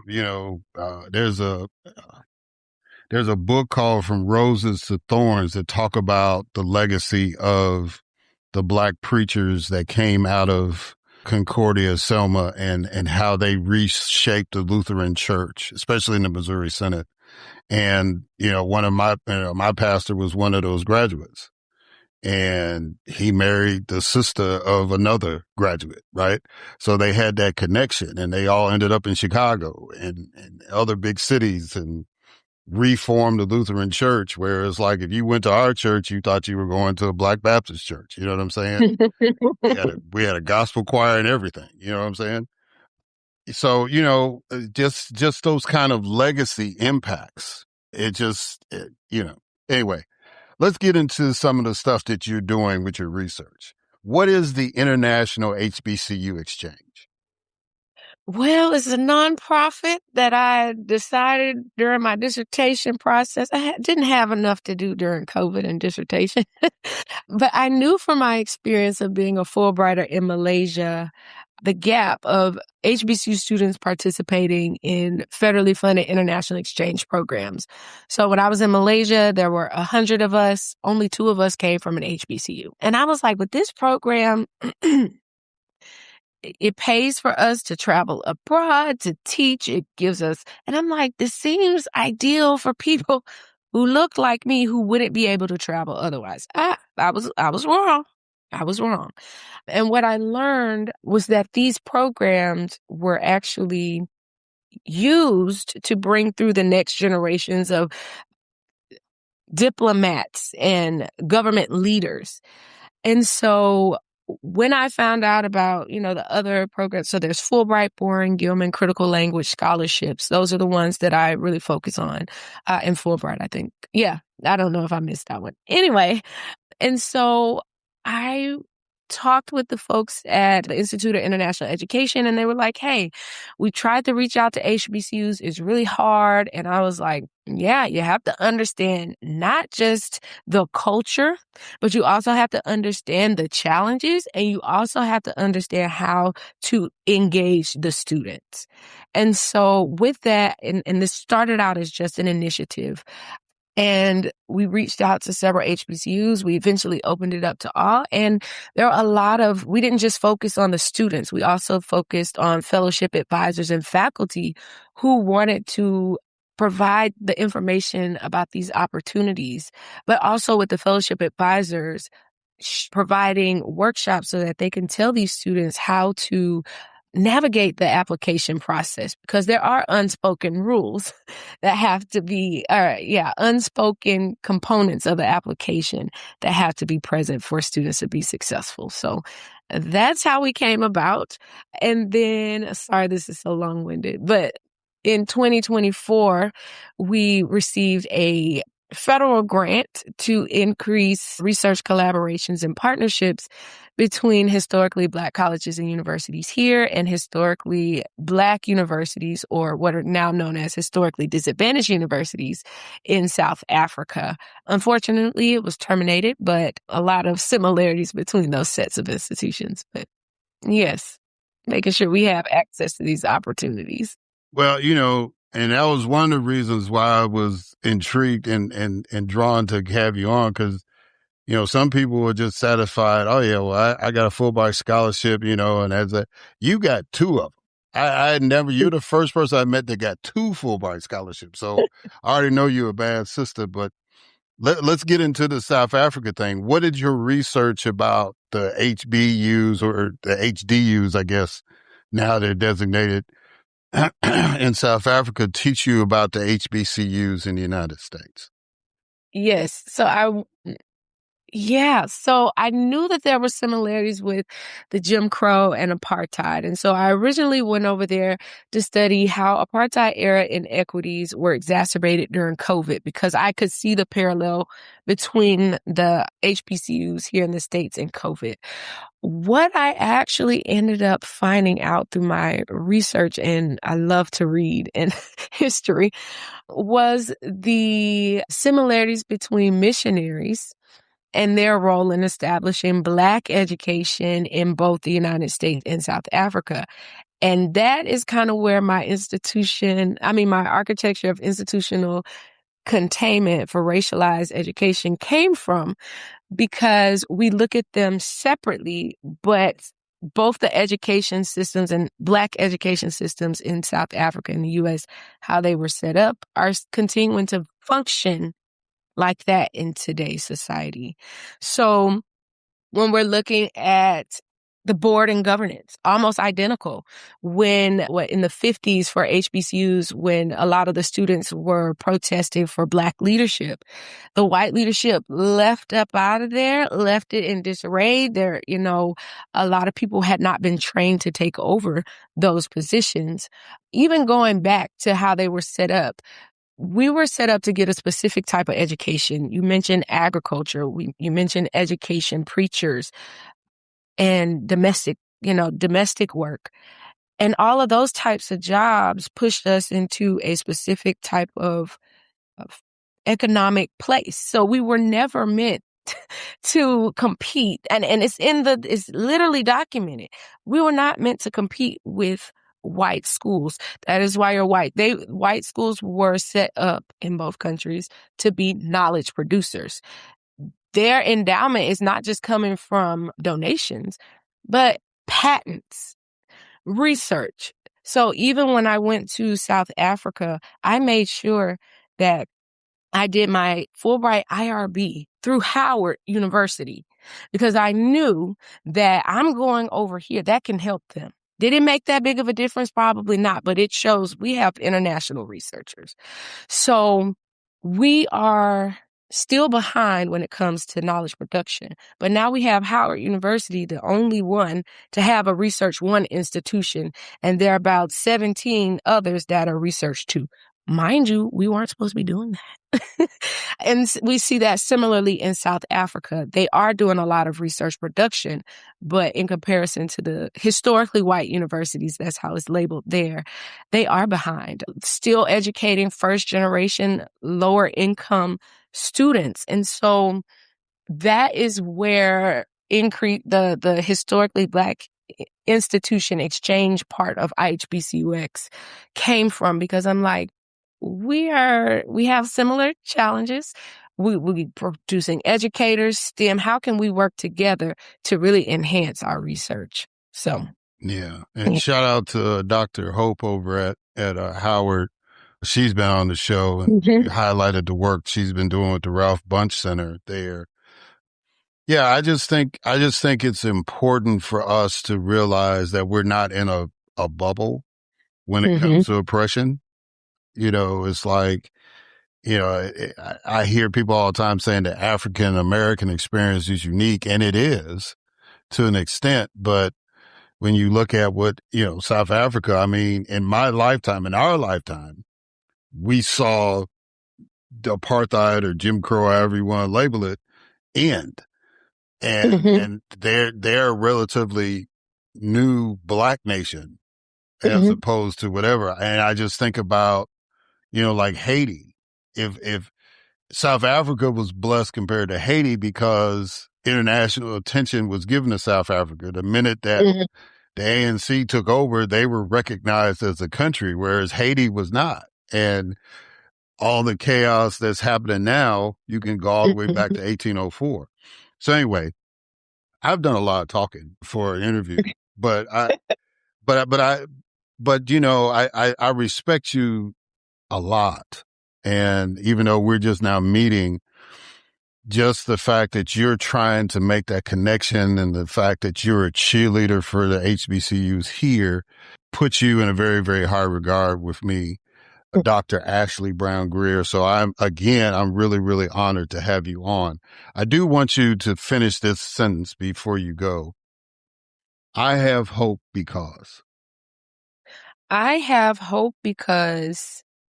Black people and the institutions that we build and maintain, we are resilient and we pull through every time. Boom, drop the mic, end of story. That's great. That's So if people want to get in touch with you, Dr. Brown-Grier, how can they do that? How can they, I assume that the International HBCU Exchange is a nonprofit. So if you want to donate to that, how can they do that? Yes. So we are on GoFundMe. We're working on getting our website back up and running. So it is ihbcux.org. Give me about a week. And then you can follow us on social media, ihbcux.org, on Instagram, Facebook, and International HBCU Exchange, XCHANGE, on LinkedIn. All right. Well, Dr. Brown-Grier, again, thank you for doing this. I greatly appreciate it. I apologize for talking a lot, but like I said, this is an issue that's very, very passionate for me. If it wasn't for Jackson State, I wouldn't be in the position I am now to look back and some of the achievements I've been able to achieve. It wouldn't have been possible without Jackson State. And I'm sure you feel the same way about Talladega. And even though you said the University of Penn, you attended there, that's the only PWI you attended because you went to Morgan State and Howard. And yes. So you've been true to the cause, as far as attending HBCUs and supporting them. So thank you for doing what you're doing. And thank you for coming on the podcast. Absolutely. Thank you. I enjoyed the conversation. All right, guys. We'll catch y'all on the other side.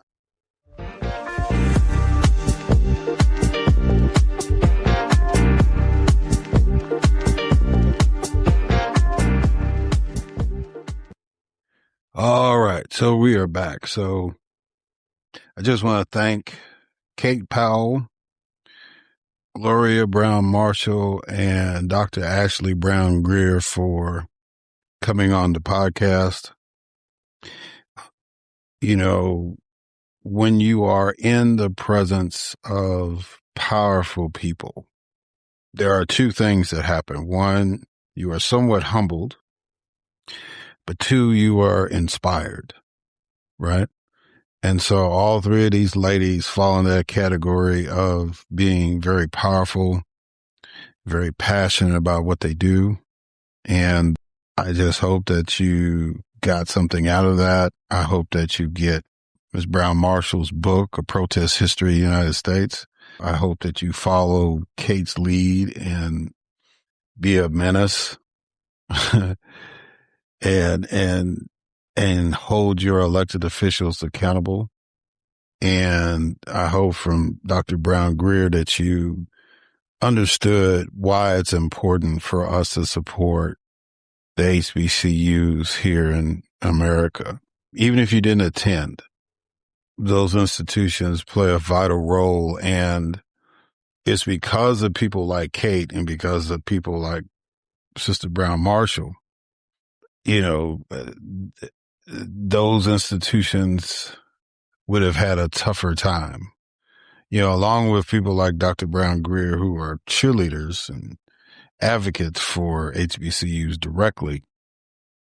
The fact that people had to fight and people had to agitate to make sure that those institutions, the ones that have survived, still were able to thrive, still were able to get the recognition and the funding that they needed and they still need today. So all that kind of ties in. And that's why, it was like trying to come up with a title. I came up with Menace, Movement, Momentum, right? Because you gotta have that fierceness and you gotta build a movement with that fierceness. And then you've got to carry that momentum forward to keep attaining the progress that we deserve and that we should continue to strive to attain. So I thank all three of those ladies for taking the time out to come on. And I hope that you all enjoyed the interviews. I know I always say I'm not going to take up too much time and, in my commentary and all that stuff, but I just try to say what I need to say and get it off my chest. And I appreciate those of you all who stayed throughout the podcast to listen to that, because this is really the essence of why I even started this podcast, was to get things off of my chest, to articulate some frustrations, and hopefully a lot of y'all can relate to that. Hopefully what I say kind of resonates with what you were thinking and you were glad somebody said it, even if you didn't get a chance to, right? But all I can really say this episode is just be laser focused in whatever you're doing and whatever you seek to do to help move this nation forward. Because right now, whether it's deliberate or they can't help themselves, we are in a state of chaos and confusion. And this is not the first time I've used those terms, but, it was one, I don't know if I wrote it or I've said it before or whatever, but there's a passage in the Iliad, I believe, where Odysseus talks about this being an age of heroes. And I have made the contention for years now that we are not in that age. Right. Now, maybe when Homer wrote that was kind of the sense of civilization, or that was kind of the portrayal of the era that Homer was trying to depict in that story. But we are not in that age now. If anything, we are in an age of chaos, confusion, and even cowardice, right? And cowardice shows its form in many, many ways. It shows its form in trying to drive your truck through a synagogue, or showing up on a college campus, shooting people, or not standing up to an administration that you know is wrong, right? Not being able to say no to your boss. And we got to get out of that cowardice. We got to get out of that fear. We got to get out of this mental malaise that we are in. And for those of you who are not elected, I understand that may not be a priority for you when it pertains to politics. But see, politics interacts with everything we do in life. And so if you have a mental malaise in going to your job, or you have a mental malaise in dealing with your children, or if you have a mental malaise in pursuing your personal dreams, you can't compartmentalize that. It carries over in everything that you do, especially in things that you don't prioritize, like who is your mayor or city council person or state rep or state senator or county commissioner or even your congressman, your senator, or your president. For the average American, politics is not the foremost thing in their mind, yet it impacts everything that they do. Everything. The car you drive, if you have a car, right? Government has their hands all in that car. Government has a hand in the highway or the street that you drive the car on. Government has its hands on whether you stop at that intersection or not, right? Just basic stuff. If you don't have a car, government provides transportation for you. Government regulates that Uber or Lyft that you summon. We're just talking about the transportation piece. We ain't gotten the food. We haven't gotten to the schools. We haven't gotten into the house or the apartment that you live in, or the fact that you can't afford a house or an apartment to live in, right? Politics plays a major part in everything, every aspect of your life, even when you go to the doctor. So, but people don't look at politics that way. They just look at it as, okay, that's what's predominantly on the news. The president and the Congress don't get along. The governor and the state legislature doesn't get along. The mayor and the city council doesn't get along. Okay. You power through that. But you need to pay attention to what they're arguing about. Because as sure as the sun comes up, as sure as the air that you breathe, it's going to have an impact on you. And if not directly, indirectly, if not immediately, in the future. But it's going to have an impact. So you need to pay attention. You need to pay attention to the people that are asking you to vote for them to be in these positions, regardless of how trivial you think that position is to your life. You can say, well, I'm never going to get arrested. I'm not going to commit a crime, but you still need to pay attention to who your sheriff and your district attorneys are, right? So I say all that to say that if you are in a funk, if you are in a sad state of affairs mentally, that's going to impact your decisions as far as politics go, because politics is not a priority in your life. So whatever is putting you in this bad situation is just going to carry over to that. And sometimes those decisions, whether you decide to vote or not, has incredible consequences. And whatever your mindset was in 2024, even if you voted for the candidate that you felt was going to do the right thing, the results have brought about this era of chaos, confusion, and cowardice. And all I can say is that, all I can ask you, I should say, to do is be more focused on that. Most of y'all who are listening to the show are not the people I'm really trying to reach. But for those who might be listening for the first time, or you kind of been monitoring what I'm doing or whatever the case may be, you don't necessarily agree with my positions, take heed. And I just want you to just look at what is going on and make a decision how you can make that better. If you realize that the only thing you think you can do is just vote for somebody different, do that. but I want you to be more engaged this go around. And if you know of people, if you're listening to the show and you know of people, because a lot of times people are not really engaged and not listening to a show like this, it's time to evangelize. It's time to spread the good news that you can make a difference if you participate in the process. You know, if there's anything that Ms. Powell tried to convey, is that you have to get involved. You have to. You don't have to accept things, right?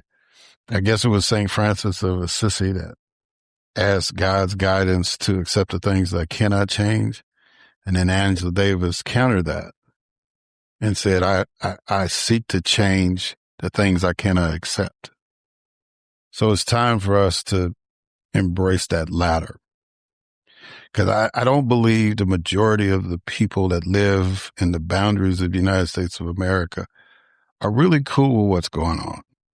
Some of y'all might brush it off as a joke, just some part of your daily entertainment, until it hits home, until you're the family that gets to knock on the door and says that your loved one didn't make it in this particular battle or this particular war, right? Or if someone you care about gets arrested, or if you are involved in something that jeopardizes your health, then everybody's engaged, right?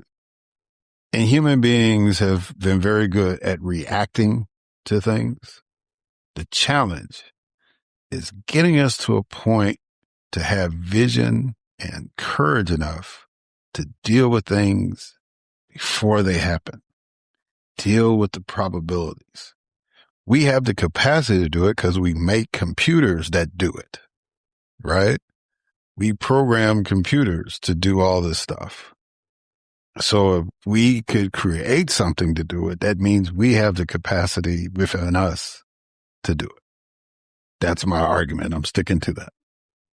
We can foreshadow things. We can detect patterns, and we can stop things before they manifest into something devastating. But in order to do that, we have to care. See, we'll catch our child when we think that they're falling because we care and love them enough that we don't want them to get hurt. All right? We react to that. Some of us react like that to our pets because we care. We don't want them to get hurt. I'm asking you something really, really big. I want you to care about the government that you are under. I want you to care about the institutions of government. You should not want them to fail. You should not want them to be damaged. You should not want it to be broken. So please focus. I'm pleading with you because all of this that we're dealing with right now, we don't deserve that. We deserve way better than that. We are much smarter than that. We don't have to settle for the lowest common denominator. The United States of America is supposed to be an example of excellence. As I've stated before, we are the only nation that has people from every country in the world represented within these boundaries. The only one. Therefore, we have an example to set. And what better time to set that example than in the 250th year that we waged a protest against tyranny, that we waged a protest against authoritarianism, right? And, you know, some people are like, well, Frederick Douglass said, this is, it's like slaves fought for American independence. Slaves fought in the Civil War. Black people fought for this nation. The very first person to die for American independence was a black man. So forgive me if I embrace the nation that I was born in And I challenge to do better each and every day, despite this moment of chaos, confusion, and cowardice. I know we have the potential. I know we have the ability, but it's got to be a buy-in from everybody. And just like the preacher knows every Sunday, he's not going to convert everybody that he gives a sermon to every Sunday. But he shows up on that pulpit, or she shows up in the pulpit and delivers the good news, right? Or they show up, the imam shows up at the mosque, or the rabbi shows up at the synagogue, right? It's all about the challenge. If you accept the call, you accept the challenge to make the society that you are in better than what it was the day before. So please, ladies and gentlemen, would you do that for little old me? I ask you a lot. I ask you to subscribe to the podcast. I ask you to listen to the podcast. I ask you to do comments on it. Please, please, please get engaged. We need you. We need you. All right. That's all I got. Thank y'all for listening. Until next time.